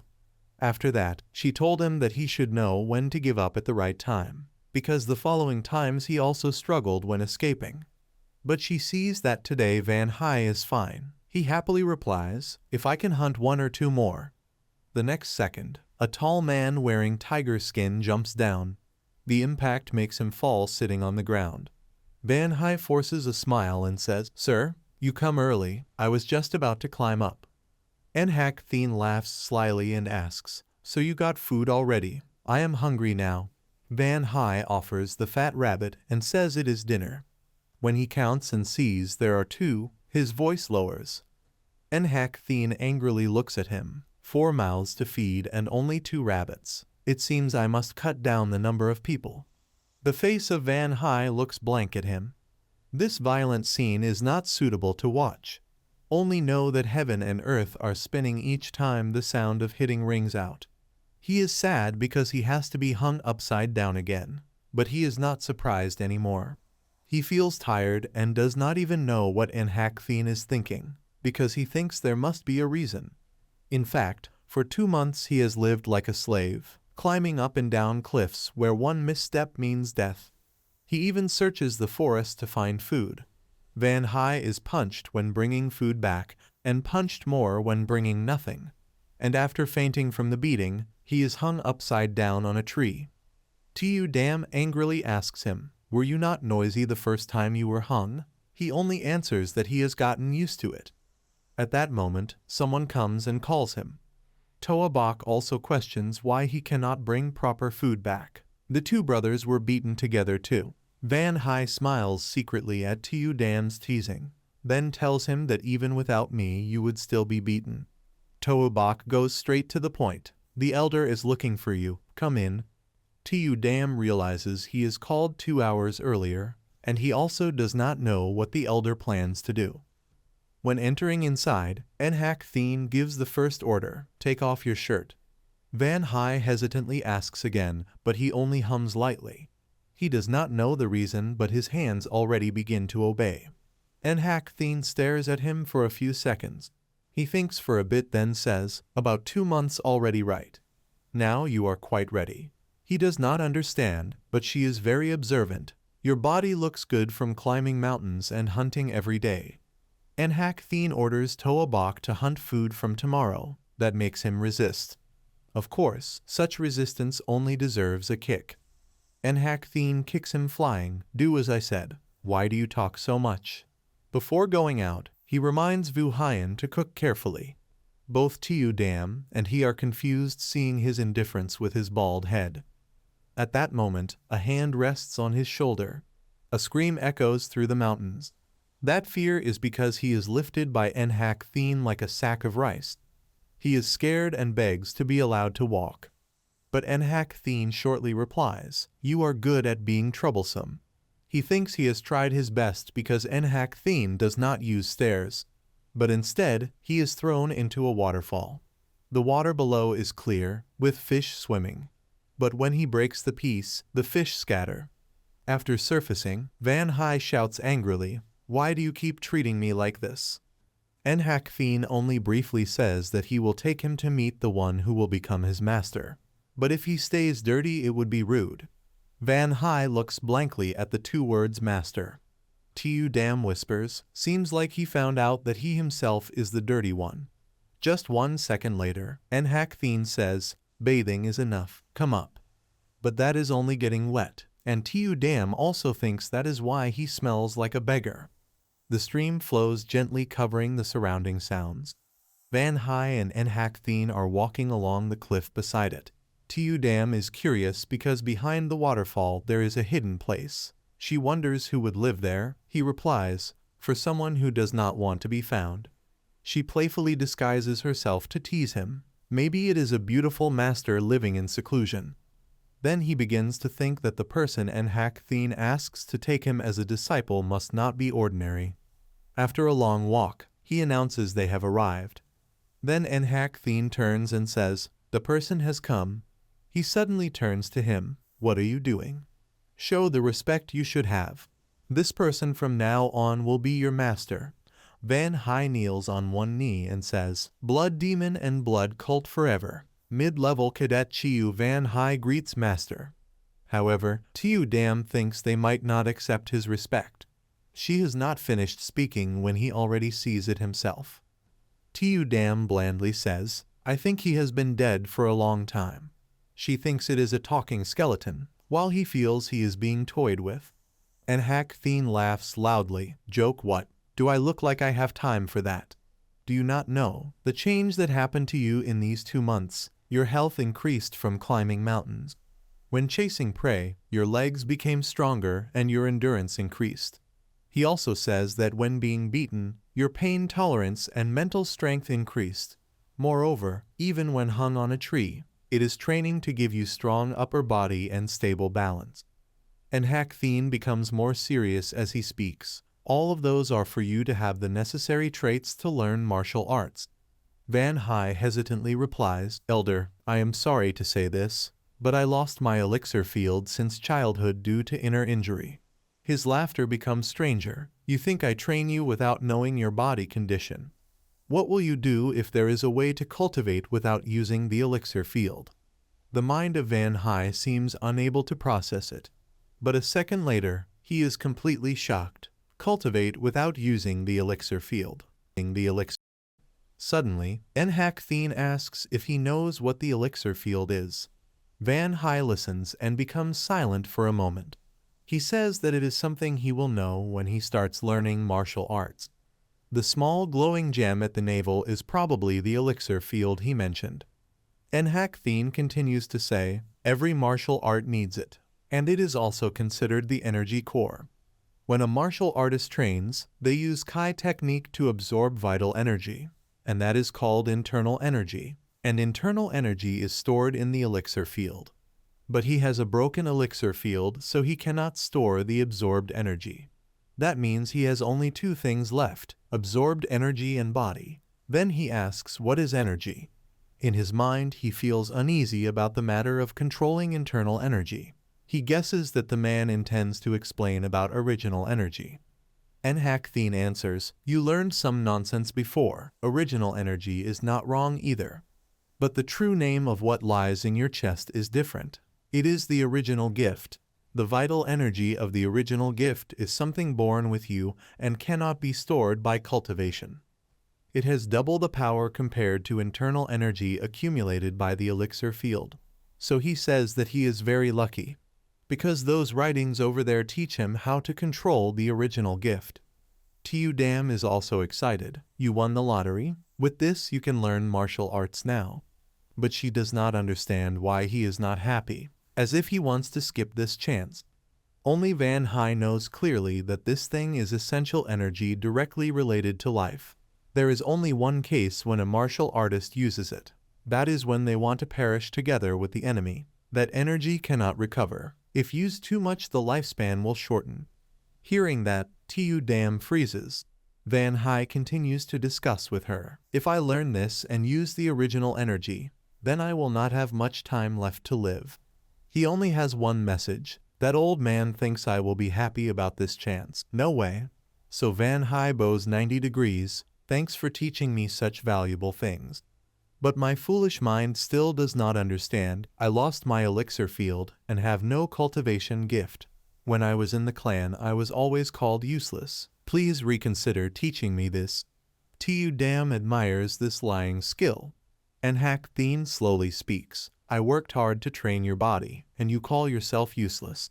I am sure you know some moves from being born in a martial family. Do you think I do not know you are afraid to consume the original energy and die early? Though nervous, he tries to say he does not know. The next second, his arm is grabbed. Nhak Thien thinks he speaks badly, so needs help to understand proper learning. He releases a terrible killing intent. You know that if you do not learn this, you will be useless to me. I will let you choose. Want to have your neck broken and die here, or want to learn this and die slowly? Tu Dam advises him to learn, but he thinks that means following the man's plan. Finally, he bravely shouts, then please kill me. Nhak Thien says in a low voice, you do not care about your life. You think I will lose anything by killing you. A man with a destroyed elixir field who will never become anything. A third-rank martial artist dares to ask for death. And he is encouraging himself to be brave. If he wants to rise, he must do this. Van Hai hesitantly asks if he will not kill him, because that is how he gambles with his life when desperate. Nhak Thien hears his voice. I am scared, but if I live like that, as you said, I will be used my whole life. Then when I am no longer useful, I will be erased. Because I already have the blood parasite in me, I would rather die than live like that. Hearing that, he pauses a bit. Blood parasite. Then Nhak Thien laughs loudly. He drops him down and says, I cannot believe you still lie right in front of me. He does not understand and asks his meaning.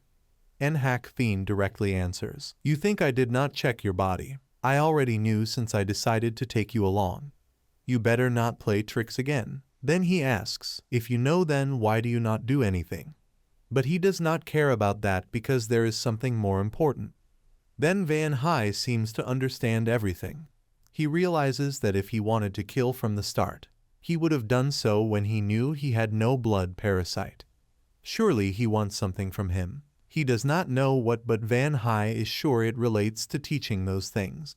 Next, Nhak Thien hint, fine, I will propose something that surely interests you. If you follow my words, I will ignore the matter of no blood parasite. It is not hard. After you learn this, you only need to fight those twin siblings, the ones who will learn martial arts from me. Van Hai cannot hold back and exclaims, what? Tu Dam is angry, thinking that if he said that earlier they would have agreed sooner. He glances at her. Cooperate with him. Why should I? While she finds it interesting. When he asks again, Nhak Thien threatens, ask again, and I will break your legs. I am easygoing, but that does not mean you can ask nonsense. Finally, I have opened your mind. I am sure now you will follow my words. He orders him to start from feeling the original gift. When you can feel it, then return to me. Van Hai briefly answers the order. After that, Nhak Thien turns away, but does not forget to threaten. If you play tricks, then breaking your legs will not be the end. At this moment, Tu Dam stammers, just my instinct. But I think that old man likes you, and he says that is terrifying. He has no intention of being close. Van Hai thinks he should look through that martial technique. Tu Dam asks, you do not plan to use it. He says he will use it when needed, but the important thing is whether he can learn it. He thinks if people can learn just by looking, then why take a master? Outside, Enhak Thien is calmly riding the wind. He thinks of him like this. Besides courage, he is not stupid. But he regrets that if those writings were complete, it would be wonderful.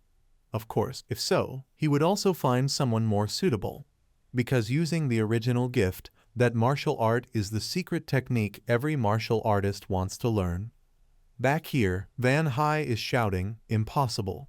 Seeing Tu Dam confused, he explains, if I learn to the end, I can avoid consuming the original gift.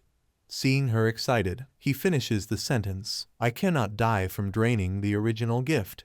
She looks very happy, so he has to hold back. Do not be happy yet, I have not finished reading.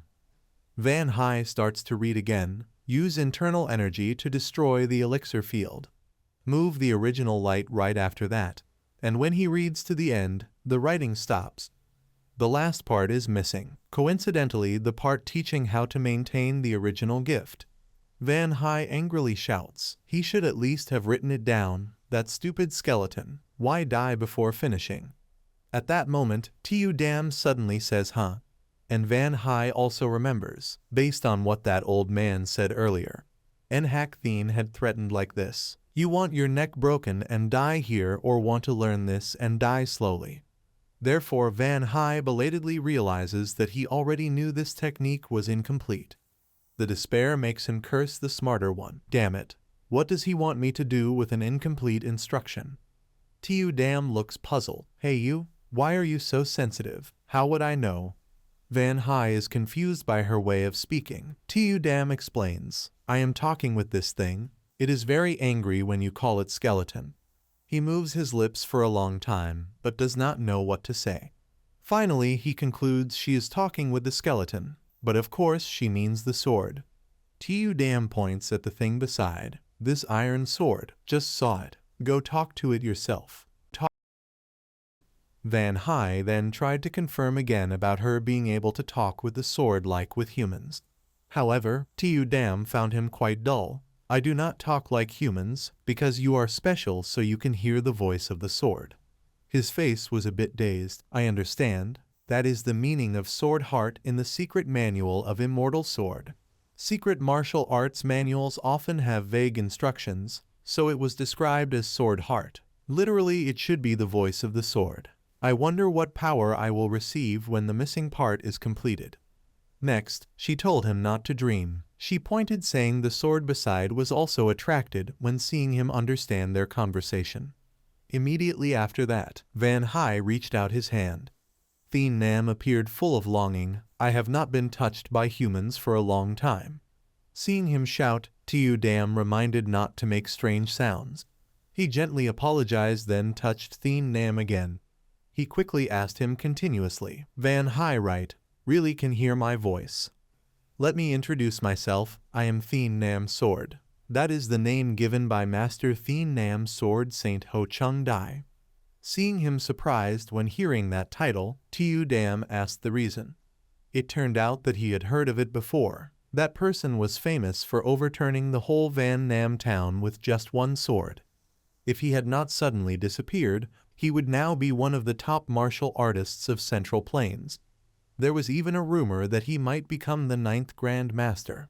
He was very curious why such a person would go up an unknown mountain in Guangdong and die like this. He was angry because he thought Hai Enhak Thien was the one who caused that. But Thien Nam shook his head and said it was someone else, and Ku Ti Duong had never won his master even once. Immediately, he fell into thought. One of the 4 supreme figures of the blood sect, but never once defeated Thien Nam Sword Saint. But who could kill a martial artist with such high martial power? To the extent that even Enhak Thien could not possibly defeat him. Thien Nam said he would tell later, because now he still had something important to do. Although very curious, he still nodded, saying he did. He said that after hearing the conversation he understood quite a lot. Van Hai needed to learn this technique and fight with the twins trained by Nhak Thien. Van Hai darkly said if he saw it he would know. But Thien Nam interrupted, "I know." Then to his surprise, he said he would teach him the technique. Tiu Dam was a bit worried. "You agreed so quickly, is it okay?" But he replied that it concerned the honor of Thien Nam Sword Saint. If Van Hai lost because he had not learned his master's martial arts properly, that honor would be defiled, and he hoped that those martial arts would also be passed on to later generations. That was his own wish. Seeing Thien Nam so cool, he agreed, "I hope we cooperate happily." But then, Thien Nam suddenly said need to negotiate. He seriously proposed that he become the new master. Although the honor of the old master was important, but since he was a sword, the most important purpose was not to lose the value of existence. Thien Nam again acted delicate, lamenting loneliness, wanting him to be the new master, then saying something like touch from sheath to blade. Tiu Dam had to step in to stop the chaos. "Too annoying. You make the iron sword strange because of that." Van Hai thoughtfully watched their quarrel. He was thinking about a question. Should I give up the technique completely? Time inside had passed very long. Finally, Van Hai said he would willingly become the master of Thien Nam. But if he acted like a pervert or made strange requests, he would give up learning the technique. Thien Nam accepted, then declared to start learning immediately. The sound of explanation echoed. The place people usually call quantity core is the essence under the belly. Lower quantity core and original heaven talent are in different positions. He said he needed to use the chest to feel the original heaven talent. The previous master called that point middle quantity core. Though hearing for the first time, he guessed, if there are lower and middle, then surely there is upper quantity core, right? Exactly. Thien Nam said the upper part of the forehead is the upper quantity core, the center enlightening the mind. The important thing to do is that Van Hai must feel the original heaven talent in the middle quantity core, starting from sensing the source of life force. Seeing him not know how to feel life force, he said, "If too difficult, then experience with your 5 senses." Van Hai did not expect to use the 5 senses. Thien Nam calmly said, "Life force is easiest to recognize in extreme or life-threatening situations. You will receive power you do not have, or feel strong heat energy rising from your chest. That is the feeling of original heaven talent." Van Hai then understood that those things not only train the body, but help him learn the feeling of original heaven talent. On the other hand, Tiu Dam saw Nhak Thien also beat the twin brothers, to the point of bald-headed Woohwi, and that also became a mystery. Thien Nam then spoke again. "I do not know what happened, but maybe you already felt it." And he confirmed so. Then he told him to remember that feeling, the situation, the emotion and the feeling when he experienced it. Remember the moment Van Hai desired to live to the utmost. He then began to think about when his desire to live was strongest. The timeline rewound to when Nhak Thien was still here, or even further when he met Tin Ku and was beaten. But even further, to the first time he met Truong Hao. And maybe not enough. He also remembered when he first reincarnated and fought with some warriors. The last image Van Hai thought of was the death given by Dung Tu in the previous life. After declaring he would survive, he felt a strange change. Is this original heaven talent? This heat energy, it felt so familiar. Immediately, Tiu Dam remembered he had said those words before. When swallowing the bloodworm and the eardrum was broken, his chest also heated up. Van Hai heard, then nodded, saying yes. Thien Nam continued speaking. "Really surprising. My previous master struggled for months. The fact that you could do it in 4 hours is truly great." He also could not believe such a martial artist would take months, while Tiu Dam thought it was all because he had died and lived again. Thien Nam praised her for using a good metaphor, but in fact he indeed had reincarnated. Next, Van Hai was taught that he must focus on the original heaven talent. We'll see a small mass the size of a fingernail in the middle quantity core. Even if he could not feel it, it was okay. He thought when learning internal skill it would be fine. Conversely, Van Hai said not one fingernail, he saw like 2 fingers. Thien Nam was also very surprised. Using accumulation gate, he would be able to transfer internal energy through meridians and control the original heaven talent. Then he told Van Hai to try punching a stone pillar in that state.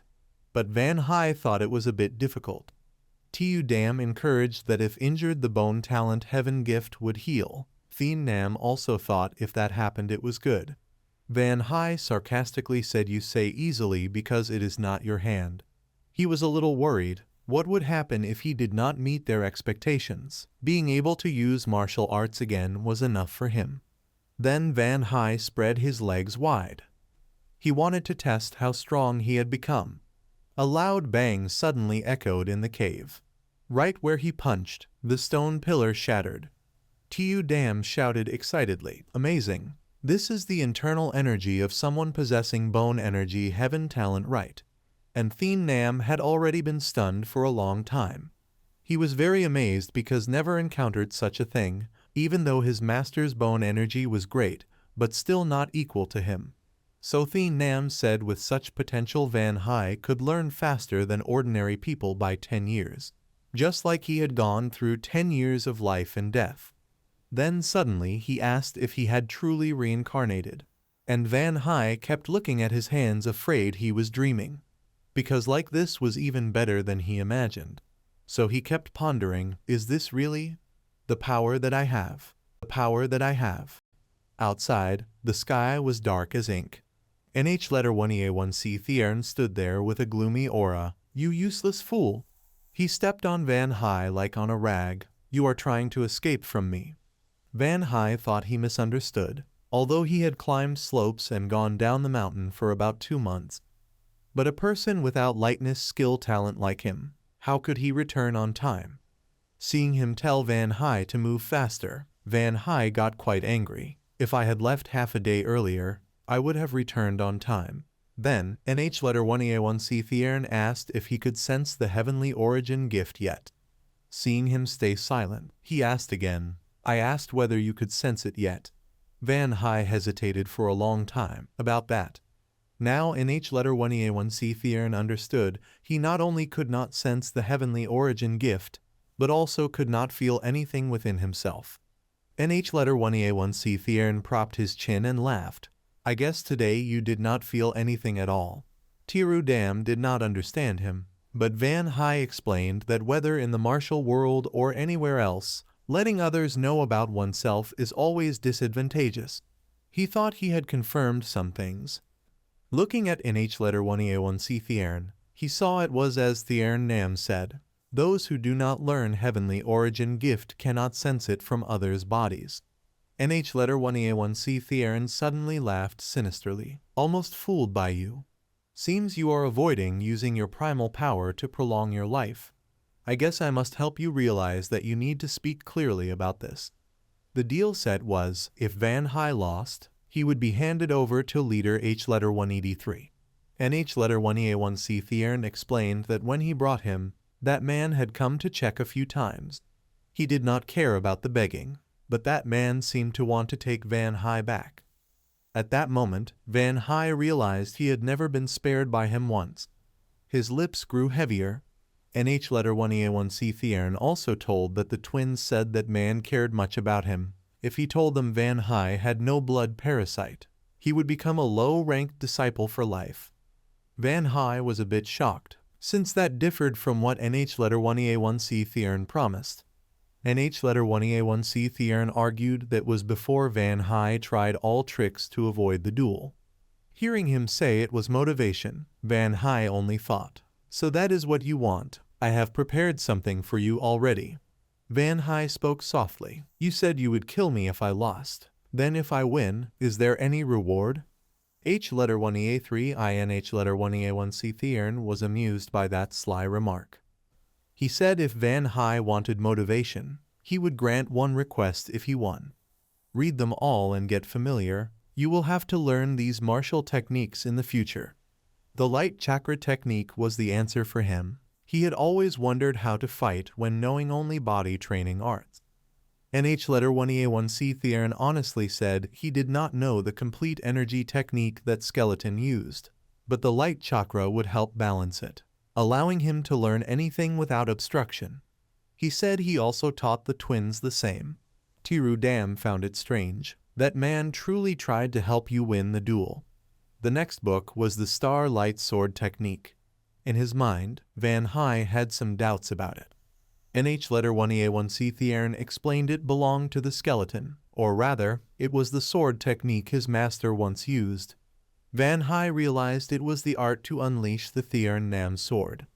Tiru Dam was puzzled why NH letter 1EA1C Theron had the secret martial manual of Theron Nam's sword, and Van High also doubted whether he found it from corpses. Seeing his frown, NH letter 1EA1C Theron thought he was dissatisfied, but Van High denied it. Yet he dared to ask where NH letter 1EA1C Theron got that secret manual from. NH letter 1EA1C Theron was momentarily speechless. He mumbled, then admitted someone gave it to him. Theron Nam, hearing that, accused him, saying he stole it and intended to use the Star Light Sword technique to defeat his former master. Tiru Dam laughed slyly. Stole it, huh? I guess that old man really wanted to win badly. Next, Theron Nam asked whether NH letter 1EA1C Theron would show Van High the Star Light Sword technique, and Van High said he would for 3 consecutive days. Theron Nam stroked his chin and replied, if he performs it for you, it means he has memorized it completely. He must be using this to perfect his own martial art, and the twins might appear to duel you after their seclusion training ends. Tiru Dam cursed him as a vile scoundrel. Van High thought NH letter 1EA1C Theron did not intend to fight him, but he could not figure out his motive. Tiru Dam angrily said, he is a bastard. Doing that cannot change the truth that he lost to the master of the Theron Nam sword. Right then, Theron Nam said something that surprised them. That was because my former master is dead. My master fought countless times with H letter 1EA3 INH letter 1EA1C Theron, but they never decided victory. Now my master is dead, so no one can know who was greater. That is why he trains you to settle the old score. Tiru Dam remembered he said his master had never lost. Theron Nam corrected. I meant it was a draw. Then Van High asked quietly, whatever happens, it will not change if I lose, right? He thought he still had time, so he would think about how he could manage. Tiru Dam asked how. She told him if he lost to the golden sword in battle, he should use the 8 light short sword. But Van High thought NH letter 1EA1C Theron would not allow it. Theron Nam gently said, no, Van High, do not worry. The Star Light Sword technique he stole was the old version before my master improved it. After my master lost the manual, he trained and refined it. So every movement in the current form shows countless weaknesses of the old version. Although the moves of the old and new versions are similar, the revision removed many flaws. In short, that was how it was perfected. Van High sighed with relief after a day of training. He heard Theron Nam continue, I understand you can learn from the improved version. Though similar to the old, it still differs. If he had not stolen that book, my master would not have thought to improve it, for even before, it was already supreme. Tiru Dam trembled and said, sorry to ruin the mood, but will that crazy old man not be shocked if I use the improved version? She thought NH letter 1EA1C Theron would question him for not following instructions. Theron Nam nodded. Indeed, it is too difficult to refine a sword art that is nearly perfect, because improving sword techniques only happens for those with talent like my master. Van High was very conflicted between 2 choices. If he lost, he would be a low disciple forever. If he won, he must face NH letter 1EA1C Theron's questions. Tiru Dam reminded him that not using the improved version meant losing. Van High understood and decided to use it. Seeing her so worried, he smiled brightly, saying he had his own way. Deep grooves appeared on the ground like trenches after training. The 2 sword spirits were still worried for him, but Van High kept saying it was fine, and he would not repeat past mistakes. The natural scenery there was still peaceful. 2 figures stood at the cave entrance, one of them smiling. It turned out the fifth commander was pleased because he was about to catch Van Hai. He still did not understand how Van Hai luckily became NH1A1C Thiern's prisoner. But now he could no longer rely on him. Then he told D-stroke letter 187 HUY letter 1EC1 NH letter 1EA3I to show his ability as a high-ranked disciple in front of him. The slaughter order was given without hesitation. D-stroke letter 187 HUY letter 1EC1N clasped his hands and accepted the command. On this side, Van Hai heard someone say, "Long time no see Chiu Van Hai." He also politely greeted the captain in return. He calmly excused him from formalities, even mocking that he was doing well as a prisoner. Thien Nam also recognized that it was Captain Ho whom he had mentioned before, the one who often found faults. But Van Hai was more curious about the person beside him, and the reason why he was allowed to follow Captain Ho. After a while, he briefly spoke. "The Grand Elder will be late." "Sir, you came a long way from the blood sect. What business brings you here?" But Captain Ho did not answer right away. Instead, he reached out and touched his shoulder. In Van Hai's heart, he thought that he was using internal force to probe his body. Captain Ho said with satisfaction, "I thought if the Elder sent you to handle this matter, you must have some special trait. Turns out your Danshan is still the same." Van Hai found it funny because he could not detect the original talent. After that, Du Haiyan was assigned to serve in his place. The reason was that a hired disciple served much better. He also added, "I do not know how you managed to persuade the Blood Wolf squad leader, but no one has ever seen your grandfather before. I need you to go to the Six Blood Valley for verification." Van Hai broke into a sweat. That man was truly persistent. Unbelievable that he wanted to expose him at all costs. If he were that persistent in martial training, he would have achieved great success by now.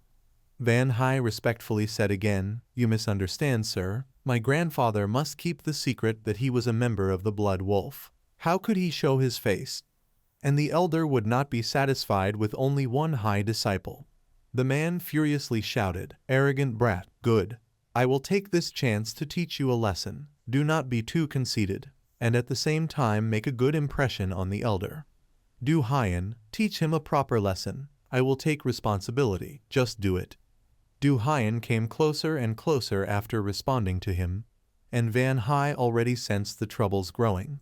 He gently rubbed his neck and said, "I have no prejudice against you, but I cannot let such a good chance slip away, so try to endure the pain." Van Hai was a bit angry because he dared think he was weaker. As soon as his punch tore through the air, Van Hai slightly shifted aside.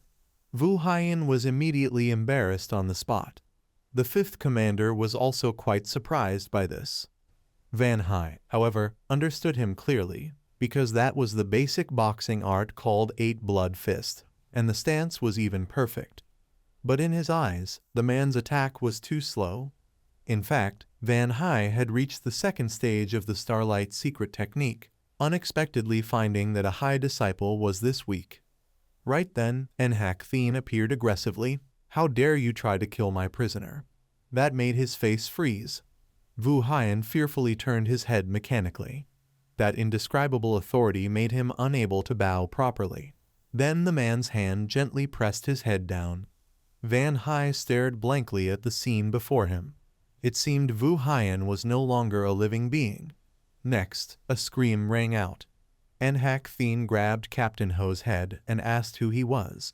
He trembled and replied in detail, "I am Captain Ho, serving under the command of the Blood Extermination Squad leader." Nhak Thien thought a low-ranking man like him daring to cause trouble in his domain deserved death. Van Hai was terrified because the man could render a martial artist immobile instantly, and she only thought that even if he studied madly, he could never be as strong as that man. While he was replying to her, another voice rang out, "Du Lang is never any good. I heard that recently you have been learning swordsmanship. Still healthy. You look well." At that moment, Toa Bok noticed Captain Ho, and Van Hai focused his attention on the two brothers. For only a few days, their bodies had recovered so much. He did not know how hard they had trained. But then, the slightly bald head caught his attention. Van Hai did not know what they had to endure. At that time, Toa Bach was astonished seeing the unmoving body on the ground. Meanwhile, a pleading voice sounded again, "Please listen to me. We still do not know what background that man has. Please let me investigate him." And Hak Thien replied he was not interested, and another arm punched out. His eyes turned white, and several teeth in his mouth were broken. And Hak Thien spoke in a low tone. "Before I said I was not interested in your nonsense, yet you still brought another person here." He let go and dropped Captain Ho. Then he turned to Van Hai and said, "So he brought someone to replace you. He must really hate you." Van Hai recounted how he had killed 2 of his subordinates. Toa Bach and Vu Hien froze like statues. And Hak Thien curiously asked, "You killed his subordinates. They were fools. How could they be killed by someone without inner strength? The weak must die. That is only natural and predictable." Then he ordered both of them to be thrown off a cliff or somewhere else. Toa Bach and Van Hai felt rather awkward and asked again. He angrily cursed, so the man had to call Vu Hien to let Du Hien bury them in the forest. Next, and Hak Thien laughed and said, "You have just gotten into a very troublesome situation, because that man has his eyes on you. The strength of those bastards is that once they bite, they never let go. You will not be lucky like this again. This is your chance." Van Hai clasped his hands respectfully. He also knew he had to seize that chance. So Van Hai wanted to go with Toa Bach. The man hesitantly asked, "I do not mind, but can you keep up?"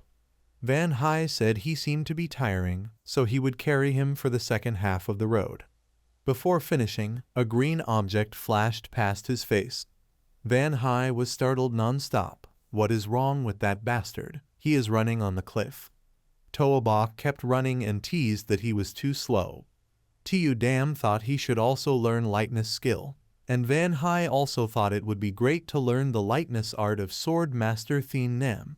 Then Tu Dam told Thien Nam to tell him about it, and he was willing to teach Van Hai that lightness skill. Thien Nam held tighter and said, "But you cannot run on a cliff like this unless you use the lightness technique of Hai and Hak Thien." My master was also impressed by it. He did not pay attention to the two fighting, only thought about the greatness of that master. But anyway, he thought he still had to hurry up a bit. Moreover, he did not know whether Toa Bach understood what the elder said or not. After a while, the 5th commander was thrown to the ground. Toa Bach wiped his sweat and said, "I think throwing him here is fine." He wondered if they should finish him off. Then Van Hai appeared and asked what he was doing. Toa Bach casually said, "You finally came. That crazy old man is rambling again. Just right. I need something to vent on. Perfect timing." Toa Bach said he would break his legs to cripple him. Hearing that sharp tone, Van Hai only drew his sword and said, "I think you are mistaken. You think that old man will stop at breaking legs." A series of question marks appeared like his confusion. Toa Bach vaguely mentioned silencing witnesses, making him think the man pitied him. Meanwhile, Captain Ho still had not woken up. The sound of argument continued. Van Hai said, "If you do not do it, then let me." Then a shoe flew straight into Toa Bach's face. Luckily Van Hai dodged in time, and Toa Bach flew away like a sack of rice. The angry voice shouted, "What did you bastards just say?" Van Hai was quite surprised that he had awakened. He was annoyed that Toa Bach had not sealed Captain Ho's pressure point on the way down. The man laughed viciously. "So you took this chance to strike at me, huh? I will make you regret missing the chance to kill me." The sly laughter grew louder. He scornfully asked, "What are you going to do with that sword?" Thien Nam rubbed his chin because he realized that the man did not know the boy could use martial arts. Van Hai also replied, "That is right. I need to strike while he is off guard." He rushed forward like a beast. "You think someone without a dantian can hit me?" But the boy only managed to raise one hand lightly in front. The next second, a surge of power helped him face the punch. Moreover, Van Hai even forcefully pushed that strike back. Captain Ho was terrified for a moment. What? While he was shocked, Van Hai seemed to be gliding forward. A slash stretched across his body. Van Hai had swung a strike from low to high. The fresh blood sprayed out, making him scream in pain. Van Hai still kept his stance, while the opponent had fallen backward. He was very happy knowing that he could use internal strength. Thien Nam also praised, "It is only your first time using sword art, and it is already like this. Not bad. But do not lose focus because of that, Van Hai. Your opponent is a top martial artist. Now it truly begins." He was confused because earlier he saw no energy from the boy, but the strike still had power. The fifth commander's mind started to become chaotic, but he forced it away. 1 second later, Van Hai jumped up from somewhere.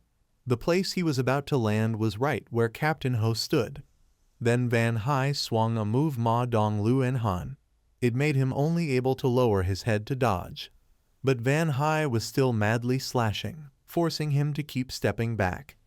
Captain Ho was terrified because even when his life faced death, he never thought of using Ma Dong Lu En Han. He could not believe that the boy, even with a destroyed Danshin, could still use martial arts.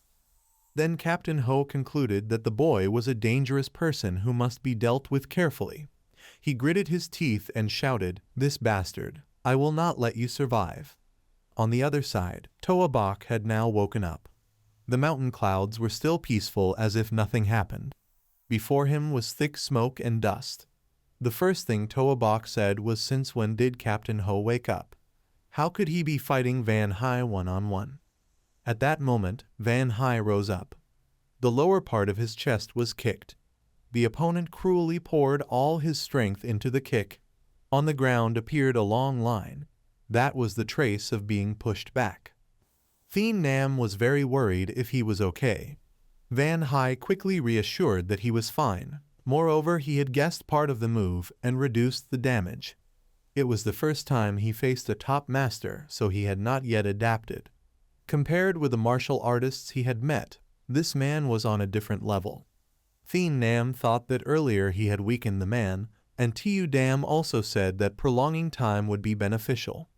After hearing that, he immediately agreed. At that moment, someone shouted, "Move away, Chiu Van Hai." The shout ended, and that person quickly ran forward. Toa Bak said that he had done well holding him back. From now on he would handle things himself. The boy should just watch him fight. Captain Ho only saw him as an obstacle. He told him to get lost and wait for his turn. Then he directly punched him. "After I deal with Van Hai, I will kill you next." In the next blink, he himself was struck and his face twisted. A delighted laugh rang out, "You bastard." It turned out Toa Bak had flipped his body and kicked him.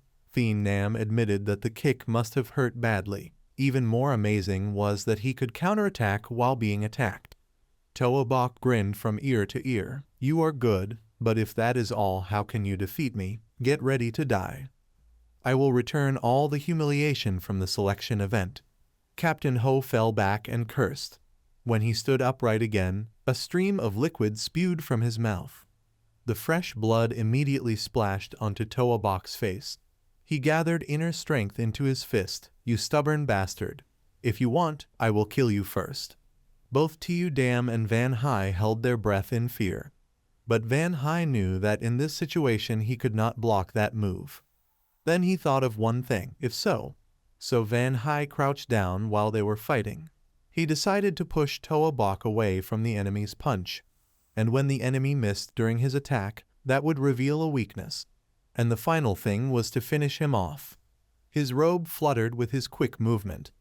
On the wooden surface appeared the sword tip stained with blood. A drop of sweat fell. He thought this would be the finishing strike.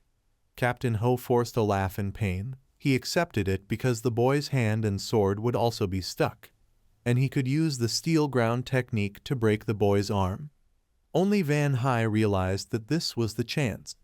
He believed with the 8-sound short sword he could end him. As the fresh blood sprayed, he still thought to himself, "Thanks to this I am quite sure." But he did not expect the man still blocked it, even mocking him as a pitiful thing. Van Hai was shocked because he did not expect the man's energy was still that strong, even though he was already badly injured. He was still trying hard to resist, and Van Hai saw that his blood energy would not last long. Captain Ho still laughed wickedly. I may be hurt, but you cannot kill me. Van Hai secretly thought that with the Starlight secret technique only at the first level, he had not yet drawn out his full power. At that moment, Toa Bok suddenly shouted, "Hold your short sword tightly." Then suddenly he rushed from somewhere and closed in on the two. Wait, good, keep it like that. When Van Hai leaned aside, he jumped up and kicked straight. Captain Ho's whole body was bathed in a sea of blood. The sword had pierced deep into his arm. Then he was thrown far away.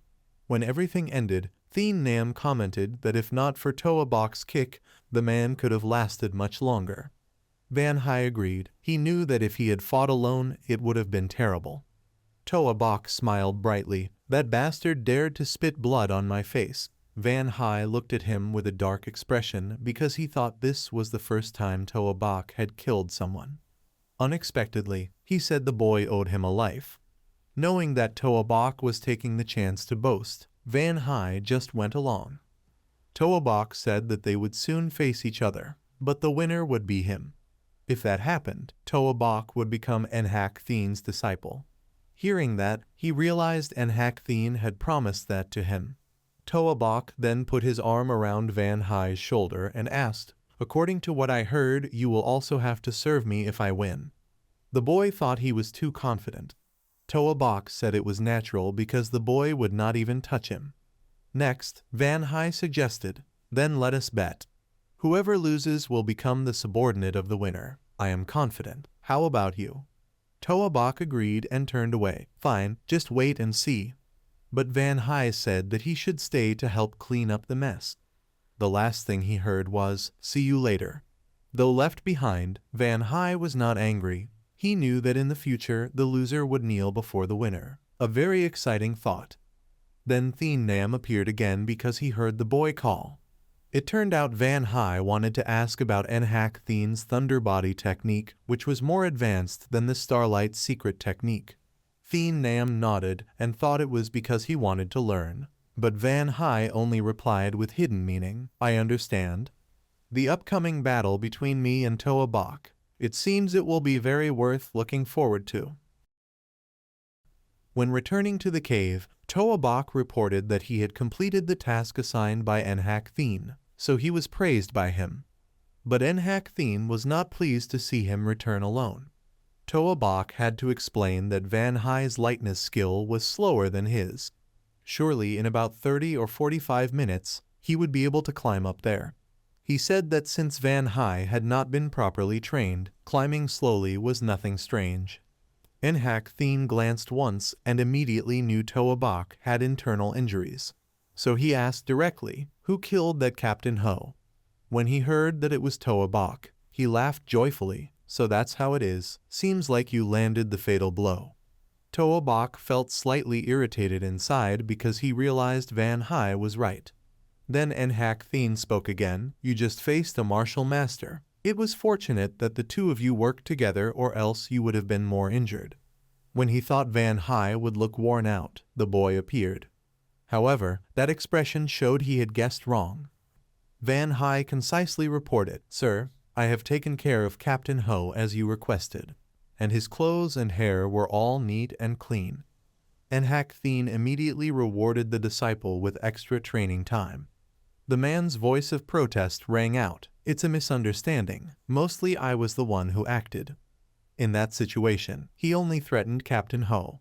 But then, Enhak Thien told him to shut up, and a gust of wind whooshed past. Toa Bok was thrown hard against the cave wall without mercy. Tu Dam saw that he was in great pain, while Van Hai realized the less he talked, the less he would be beaten. At that moment, Enhak Thien told him he could go after reporting, but he replied that he still wanted to discuss the wish that had been promised. Enhak Thien remembered it was about the victory agreement and decided to listen. Van Hai modestly said it was nothing major. Then he expressed admiration for Enhak Thien's wall-climbing lightness technique. Actually, if he did not want to teach, it was fine, but Van Hai wanted to learn that move. Enhak Thien was slightly pleased and replied, You mean my lightness technique. Very well, I promise you. Van Hai was deeply grateful and thanked him, while Tu Dam did not expect things to go so smoothly. It turned out Van Hai had understood from the start that Nhak Thien was confident he would not win in the competition. Then, Nhak Thien briefly announced, "The duel will take place after 3 months. Since Captain Ho is dead, you have one less concern. It is best for you to train as if losing means death." Van Hai bowed lower and thanked him. Now, Nhak Thien dismissed him to have time to train with the twins. Outwardly he was respectful, but in his heart he had already determined to master the lightness technique. Outside, Thien Nam immediately asked, "How do you feel about using the Starlight secret technique for the first time in real combat?" Van Hai thought and replied, "Somehow I managed to kill Captain Ho. But thinking back, the first strike landed too easily. It must be because he had internal injuries from Nhak Thien." Thien Nam agreed with him, since that move itself was not some ultimate technique, just one of the 18 basic sword forms. His late master could have killed him in one strike. Van Hai was astonished. He was that strong. Tu Dam interrupted. "Anyway, you have already won. You have eliminated that troublesome captain. Now just focus on training." Van Hai murmured, "The duel is still 3 months away. Based on Toa Bok's fighting style today, it could be said he is a formidable master. But today are we only practicing sword forms?" Thien Nam explained, "Of course, if you do not master the 18 basic sword forms, then you are merely dancing with the sword." He said they would not learn anything new until those basics were deeply carved into Van Hai's mind. Tu Dam suddenly called out. She hesitantly asked, "Do you know how Van Hai asked to learn that old man's lightness technique? Don't be upset about that. He is new to martial arts and just wants to learn that move." Thien Nam indifferently replied, "Do I look upset?" It turned out her meaning was that Van Hai is the successor of the sword master Thien Nam, yet he is trying to learn the lightness technique of the sword master's enemy. He rubbed his chin and said, "If I think of it that way, maybe I would feel upset indeed." Even though Van Hai is inheriting his late master's martial arts, he is not his replacement. A martial artist who wants to grow stronger must understand many martial disciplines. That is natural. He was hinting about the future battles with Nhak Thien. Moreover, also implying Toa Bok. At this time, Toa Bok had completely fallen backward. Nhak Thien scolded him with utter disdain. "Fool! I personally demonstrated the Starlight sword technique to you. Where was your mind?" Then Toa Bok hesitantly asked, "Do I have to master that sword technique so thoroughly?" "My opponent is only that Van Hai." Just as he was about to mock further, he received his punishment. The staff glowed brightly as if to intimidate Toa Bok. Nhak Thien continued to scold, "Pathetic fool. After today's battle you still learned nothing. Right now Van Hai is training 2 secret arts by himself. Yet he did not suffer any internal injury after fighting Captain Ho." Toa Bok insisted that was impossible since he had seen Van Hai get hit several times. Nhak Thien asked back, "Do you think I cannot tell if he has internal injuries or not? Having fought him at close range, you should understand him better than I do. Because you underestimated him, you failed to see how skilled he is. You basically just wasted the chance I set up for you." Toa Bok grew angrier for always being compared to Van Hai, so he vowed to win. Then he requested to see the technique again. Nhak Thien found it amusing that he kept being beaten but still asked to watch. Toa Bok shouted loudly that training at this level was nothing. He had to show that his skill surpassed Van Hai's. Even while being beaten, he still declared, "Just wait and see. I will definitely defeat Van Hai in the duel." Nhak Thien's voice turned stern. "If you are truly determined, then show it through action, not words." Then he told him to complete his training by showing him the martial method. Toa Bok hesitated because he seemed to realize that teaching that meant taking him as a disciple.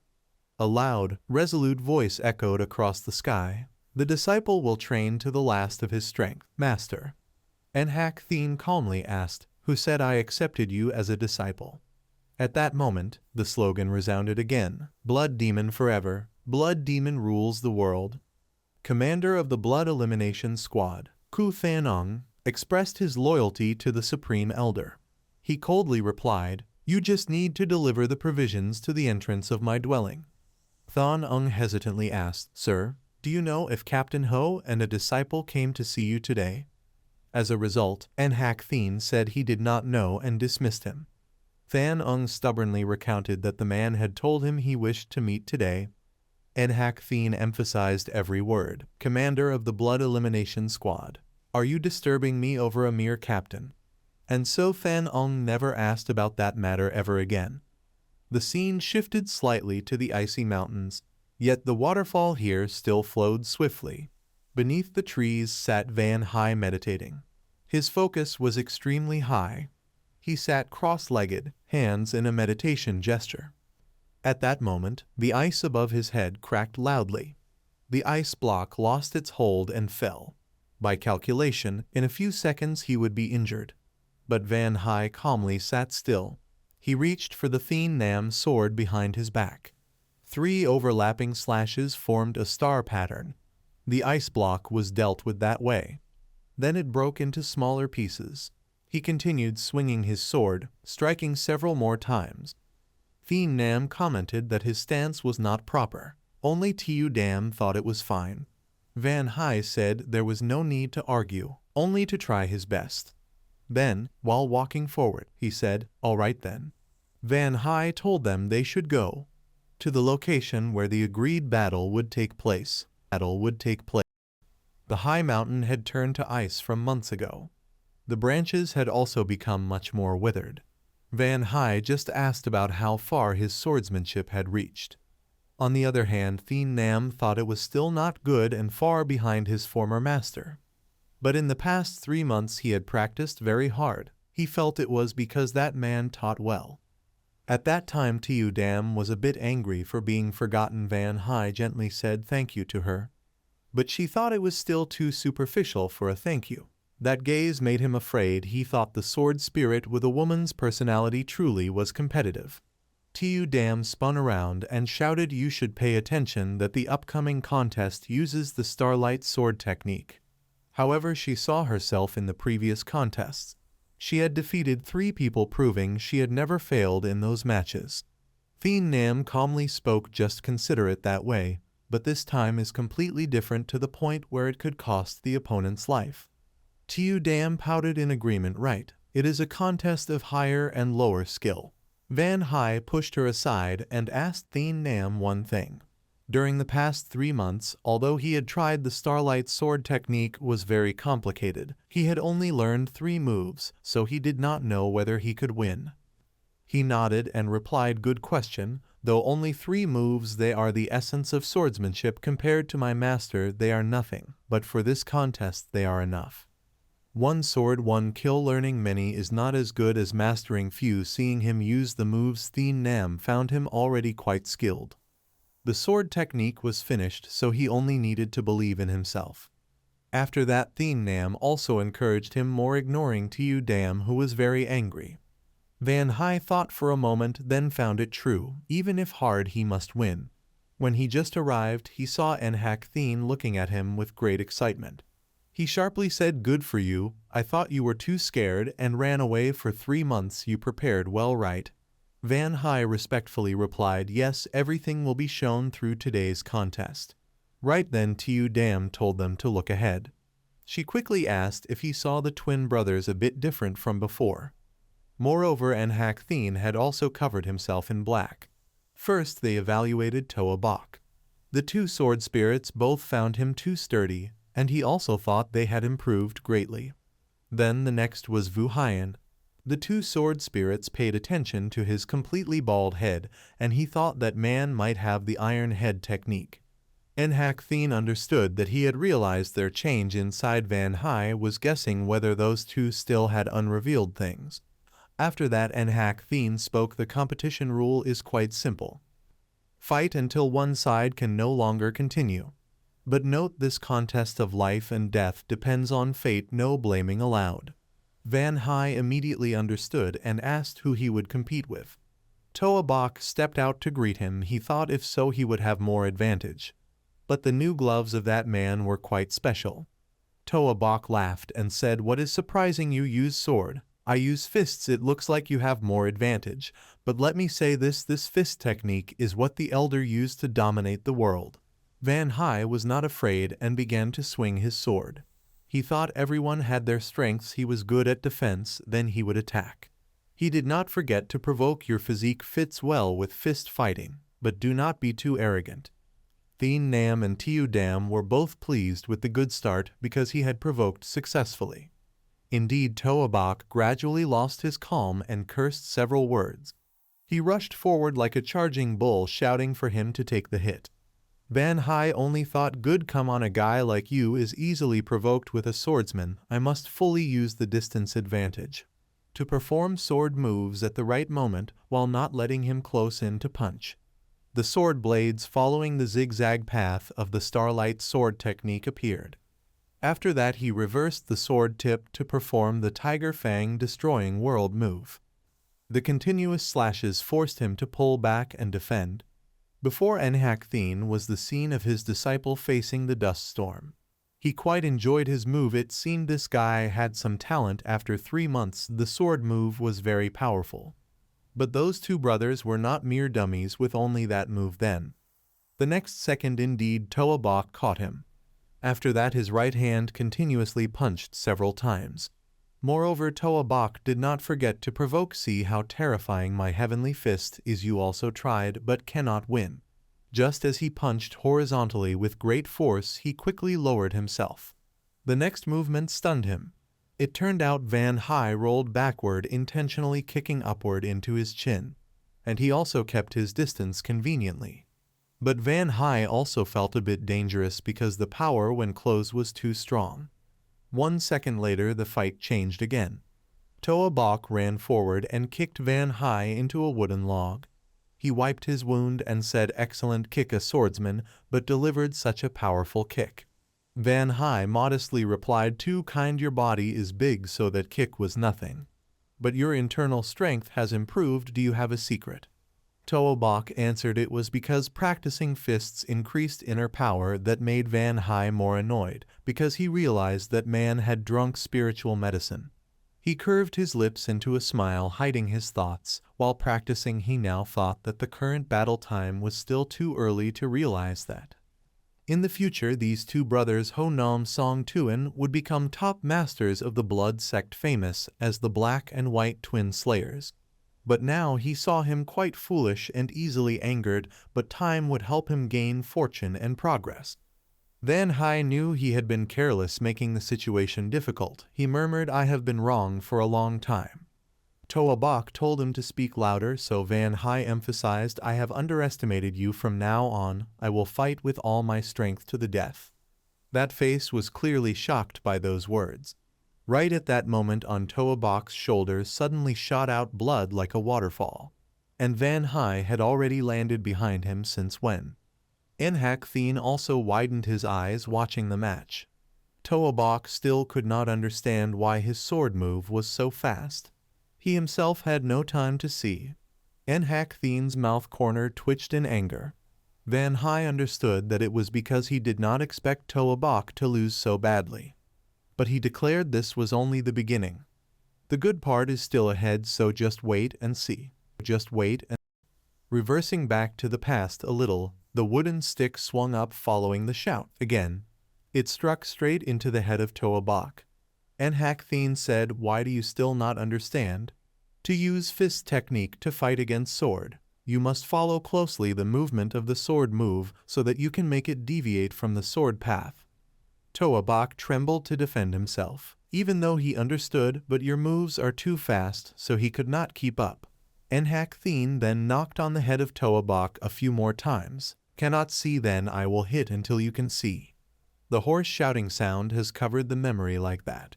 Returning to the present, Toa Bok is thinking, even though he has been hit too many times by Tin Kwang's sword technique. But all the moves Van Hai used he still could not dodge. He saw that level already equal to the elder. No one taught, but frighteningly he is very strong. Van Hai now spoke. Why not stand up yet? Want to give up? Toa Bok of course supported himself up immediately. He cursed silently because someone like you dared to mock me. He has been personally taught by the elder. Has trained to counter Tin Kwang's sword technique every day, with training intensity like hell. So Toa Bok did not give up, decided to fight with all his strength. Therefore he shouted, "Continue, bastard." And Hak Thien suddenly laughed extremely sinisterly. On this side, Thien Nam had said he has inherited all of his ultimate techniques. Tiu Dam did not think he could also add Kim Kang Indestructible. He said gloomily, "In this case, I guess Van Hai can only follow the plan." Right at that moment, the sword mark of him was dividing both sides. Then he was pushed back by his force. Thien Nam's sword was immediately gripped tightly. He directed the sword handle downward. In fact, once the sword move is performed, it will surely explode early when the blade thrusts straight, aiming at the weakness of the opponent. That is the way to perform the first form. And right after that second, Van Hai had drawn several sword lines there. Toa Bok continued to be forced into passive stance before Ho Nha Annihilation Sword. Now, he understood that although he could not see the whole trajectory, but could still block the sword if he guessed the next movement. Being hit twice, but they only scratched his skin, so he could still act as he wanted. But he also grasped the scheme to lock his sword move. Moreover, his lightness skill part was also much more proficient. So defeating him is no longer as easy as before. He thought should attack the lower body to limit movement. Van Hai continued to create bright green sword aura. Toa Bok realized that it was again Ho Nha Annihilation World Sword. That is a strong move aimed to create great pressure on the opponent. Toa Bok determined to slowly approach, then release a series of Ba Sat Heaven fists at once. And when the moment came, he would hold the sword move up slower. Then, Van Hai again drew a spiral with sword light. He thought slightly. Hulu Slash is a sword move both real and false, aiming to confuse, making the opponent unable to focus. Instead of deviating each sword move, I only focus on rushing close. And it seemed Toa Bok saw it effective. He knew Van Hai wanted to maintain distance again. That is the keen point in his fighting. Using one left hand and body, always keeping balance, is Tin Kwang's sword technique second form. Hidden Meditation Slash. The move creates collision with the opponent to create space for oneself. However, Toa Bok knew it would not fully work if the performer cannot foresee the enemy movement. Currently, he has been unbalanced. The chance came, so Toa Bok immediately gathered force into his fist. Van Hai was turning as if about to fall, and his fist had already filled with energy. The rocks scattered down the ground. Toa Bok was very pleased, having broken the sword technique. Toa Bok silently asked, "Now what will you do, Van Hai? I know all weaknesses in your Tin Kwang sword technique. It is no longer effective on me." Conversely, Thien Nam said the plan was quite successful. Even Tiu Dam became more excited. Van Hai curved his lips, smiling because he was just pretending carelessness to make him complacent. And now the moment he waited for had come. Thien Nam said blandly, "Then everything will follow the intention." Tiu Dam also agreed because everything followed the plan. Those injuries will all heal quickly because of inner energy when training Nguyen Thien gift. When running through one full cycle, it will work fast. But Van Hai still felt pain. But anyway, with this thing, he could still show Hak Thien that Tin Kwang's sword technique in secret has been broken. If Van Hai still used it, then he would truly be a fool. Now he needs to use improved Tin Kwang sword technique to fight, with the reason being self-comprehension, then no one can refute. Conversely, Toa Bok was still eagerly expecting him to attack more. He thought that if he tried to attack as much it would be useless, but the unexpected happened. In front of him was the move Hidden Meditation Slash, and surprisingly it was sharper than usual. The sword blades crossed, slashing toward. He pressed his legs until dust flew everywhere. Hak Thien also noticed the sword move had changed. Toa Bok could not help exclaiming, "Bastard, what did you just do?" Van Hai smiled brightly, replying, "You broke the sword technique, so I changed a bit, like it." He felt fear because impossible to do that. But the truth was it happened before his eyes. Toa Bok could only feel everything stronger and much harder to approach. His leg had collapsed down one side under the strike. However, that was not a problem. He still saw a gap even though the move had changed, and Toa Bok needed to shorten the distance at that moment. So he had to seize the opportunity. A strong punch struck straight at him. Van Hai partly gave up when taking the blow. But then, Toa Bok quickly became bewildered again, because his arm had been blocked by Van Hai. He had used left hand to block and keep balance, while still maintaining distance, and counterattacked with the second form. Next, a stream of sword aura with icy color from the second form flashed across.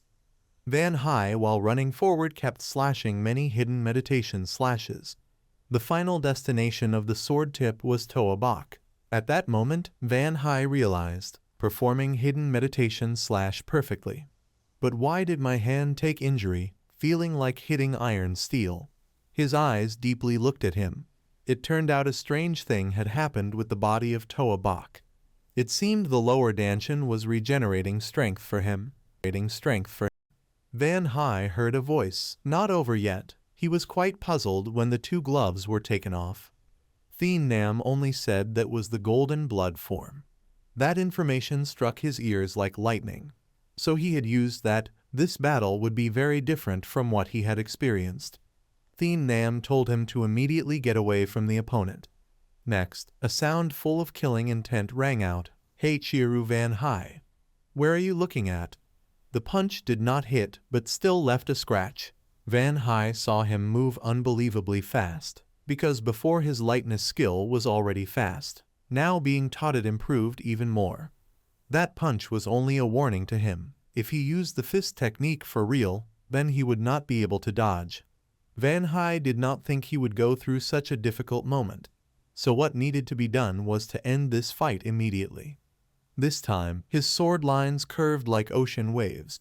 Van Hai rode that wave and rushed forward. And on the other side, Toa Bok also ran closer. Behind him was a hot surging interior force. Van Hai's sword lines were extremely sharp. However, they could not pierce through Toa Bok's defense layer. Then, Van Hai suddenly stopped his movement. A great force had punched through his body. A muscular arm was surging with primal energy, and before him was the scene of dust flying everywhere. Van Hai found it hard to breathe from being punched in the chest. He was a little terrified because this astonishing strength was even stronger than before. Next, a human cannonball was flying over. Van Hai was somewhat startled by that transformation. Toa Bok's eyes emitted sparks. He swung a leg up, and his sturdy shin struck down hard. Below, Van Hai used both hands to form a shield to block the attack.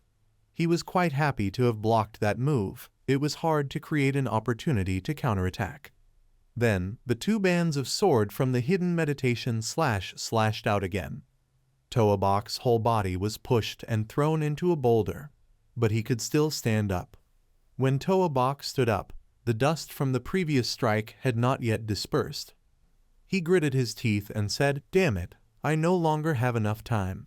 Whenever you see me getting too close, you use hidden meditation again, if so." Suddenly countless boulders appeared before Van Hai, and he looked very small compared to that hail of rocks. Van Hai both cut them away and thought, is it meant to mislead? This move felt more like a real attack. Just then, Toa Bok suddenly appeared. He also knew he was coming very fast.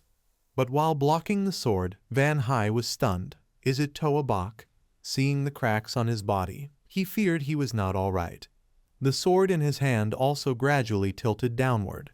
Toa Bok shoved him away and asked, "You are worried about me?" Then he advanced fiercely. "Don't act as if you are better than me, bastard." Thien Nam reminded him that continuing would be very dangerous. Need to think of a way to cope, and he himself could not hold out much longer. Conversely, Thien Nam said he was not worried for him, but for Toa Bok. When he accompanied his former master, he had witnessed and hacked Thien's golden blood form several times. However, Thien Nam saw that his skin did not swell or flake like his. so that could be a side effect of using a martial art that exceeded control. If this continued, he feared Toa Bok would die. He also knew what Thien Nam wanted to say, but actually even Van Hai's Tiger Fang sword effort, and even the very strong Hulu slash, could not stop Toa Bok. Van Hai could win by prolonging this fight, but if so, he would really die. He needed to win while ensuring he survived. Then, a sharp sword light was stabbing straight into the middle of Toa Bok. Everything almost froze, because his sword had opened a bloody path. Van Hai was furious, that madman. If I had hesitated a bit longer, it would have pierced through his chest. Toa Bok clenched the blade of Thien Nam's sword. Van Hai was very confused about what to do. Toa Bok then seized the opportunity to throw another punch. At that moment, Van Hai seemed to remember something. That was the way to resolve this situation. Right now, the two hands of the two sides intertwined tightly. Toa Bok's eyes flashed slight surprise. As for Nhak Thien, he looked extremely profound. Tu Dam anxiously shouted, "How can a swordsman come close to someone fighting with fists and feet?" But Thien Nam realized. It turned out he was trying to resolve the situation by using an internal force battle. Van Hai intentionally let Toa Bok's inner power merge with his own inner power, forcing him to exit the golden blood form. Tu Dam feared the use of Nguyen Thien Phu. Thien Nam also found that extremely unfavorable. Toa Bok's whole body was enveloped by hot orange Kai. Van Hai let his Nguyen Thien Phu erupt. Just as Tu Dam panicked because he was being pushed back, Thien Nam told her to look at his expression. At a glance, Toa Bok seemed to have the upper hand, but surely he would be exhausted first. Thien Nam was impressed with his determination to kill, and Van Hai not only had high martial skill but also a chivalrous spirit. If things continued like this would be Van Hai's perfect victory. To letter 1EA1 Bok spoke in a terrifying voice, an internal force duel. How dare you play that game with me? But 1 second later, he was almost exhausted in front of him. That was when the blood form was dispelled. After that, Toa Bok's whole body was flung backward. Nhak Thien intervened from nowhere with a palm strike on him. Moreover, Van Hai was also pushed away by that intrusion. He fell to the ground with a very loud thud. Meanwhile, Van Hai was still flying several meters. After landing, he asked, "Why did you intervene in the duel?" "Is that so, Elder Man Demon Nhak Thien?" He only smiled and replied, "I saved you from depleting your inner energy, and you can only say a few words about it." Because there was still no decisive victor, Nhak Thien declared this match a draw. Van Hai's face immediately froze. He continued to question why Van Hai did not use the secret sword technique he had been given. So he replied, "Am I stupid to do that? I know you have fully mastered it, which means you know both its strengths and weaknesses. So if I used it unchanged, those two twins could already counter me." Nhak Thien curled his lip and asked again, "So that is why you changed it?" He nodded firmly to confirm once more. He did not trust him and asked whether someone else had transmitted it to him. Of course he would not answer truthfully. Nhak Thien snorted coldly. "The sword techniques you used are only that much. I have already seen all your flaws." But in truth Van Hai deliberately prevented him from scrutinizing. Then he heard Van Hai ask him, "Did you know? Did you think that the former owner of this sword technique had once revised and perfected it further? Could such a refined sword art not be improved?" Nhak Thien roared the name Thien Nam in a blaze of anger. But in the end he calmed and said that saying more was pointless. Yet Van Hai stubbornly insisted that if there had been no intervention he would have won. Because judging from Toa Bok's condition it was obvious. Nhak Thien still obstinately affirmed the 4 words undecided. He protested aloud, "You are excessive. Do you really think doing this is fair? Please reconsider." The truth was Van Hai only had half of the cultivation method, and Toa Bok had inherited all of the elder's boxing techniques. Moreover, he knew all the weak points of Van Hai's sword art. He had even used pill elixirs to strengthen his inner energy, and there were the rare gloves assisting him. Van Hai was helpless, not knowing what to do in that situation. But he had won a fight that was predetermined for him to lose. He forcefully questioned him. If you will not recognize my victory, then did you want me to die from the start? Am I only your pawn? Do you think he could match me in a fair fight? If you had not strengthened his inner energy or given him those gloves then. Enhak Thien laughed wildly upon hearing that. He stamped his foot heavily on the snowy ground. The recoil immediately sent Toa Bak flying up. He directly questioned him. Who allowed you to use that? I told you you could not fully control it. That foolish thing aside, did I give you pill elixirs? He hinted at the nightly elixir. Enhak Thien squeezed his hand tighter. You call that elixir, you fool. If I had that many elixirs, would I give them to you? Then Enhak Thien asked whether he knew why he taught martial arts to them. It was because they had bodies perfectly suited to learn the golden blood form. It turned out the blood circulation of those two is faster than ordinary people, giving them the ability to manifest inner power quickly. But if their blood flowed too fast when manifesting the blood form, they could not control their inner energy.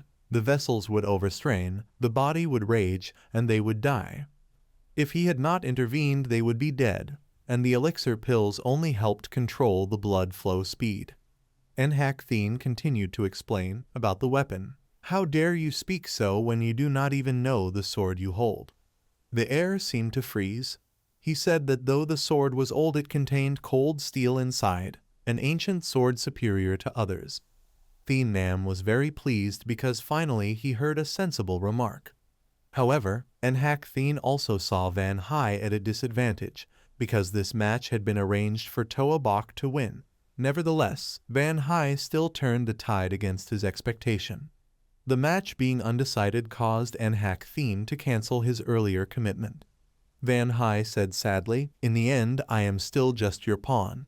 Yet Enhak Thien said that based on this duel he decided to accept him as a disciple. It would be a waste to discard a potential like him. Some people are regarded as martial geniuses. Such people learn 10 from 1, they are hard to find, and you are such a person.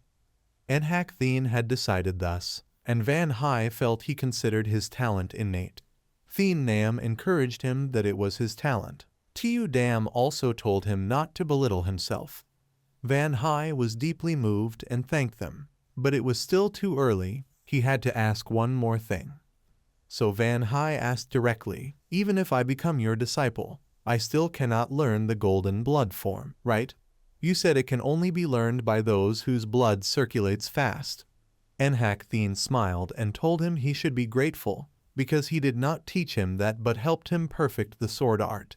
He gravely asked further, do you know what you learned belonged to the one who was once the overlord of Yan'an, my enemy? Van Hai feigned shock as if struck. Those bragging words made Thien Nam puzzled. He suspiciously asked, didn't I already tell you? Tiu Dam explained that he was acting. Because it was the first time he heard it, so he had to react that way. She told him to get used to it because that's called playing dumb. Enhak Thien was telling him he was the one who knew the most about the refined sword art after the death of Thien Nam's swordsman, and he was the one who helped Van Hai perfect it. Van Hai felt it unnecessary since Thien Nam had taught him, but then he mentioned repairing the Danshan. Seeing him confused, both sword spirits seemed to encourage him to seize the opportunity. Then Van Hai respectfully spoke. Disciple Chiu Van Hai pays respects to master. It seemed his fate had greatly changed after that sentence. At that time, Toa Bak hesitantly addressed Elder Man Demon Enhak Thien. It turned out he was referring to his and his brother. Enhak Thien magnanimously replied, although the two of you are clumsy, I cannot drive away those who have learned my martial arts. I do not much like that. But I will also accept both of you as disciples. Toa Bak quickly pressed his brother's head down, and together they kowtowed to him. However, Wu Haiyan was somewhat puzzled about naming conventions, so he was a bit annoyed. Then something unexpected occurred. Congratulations, junior brother. I cannot believe I have 2 junior disciples so quickly. Unbelievable. The quarrel over who is senior brother made him grin. Then Enhak Thien's laughter rang out. He asked about a person, Tong Dai, did you see? The successor of your martial art has become my disciple, so consider me the winner." While he was stunned, Thien Nam disdainfully said that if he became Nhak Thien's disciple, then he would not help him. The cold ice on the mountain had witnessed everything. The waterfall still flowed. Entering inside, Nhak Thien asked, "Are you well? I finally surpassed you." Suddenly he frowned, except for one thing. "Tong Dai, tell me." The deceased of course did not respond. He continued to ask, "Who dared raise a hand to kill you?" "A hand to kill you."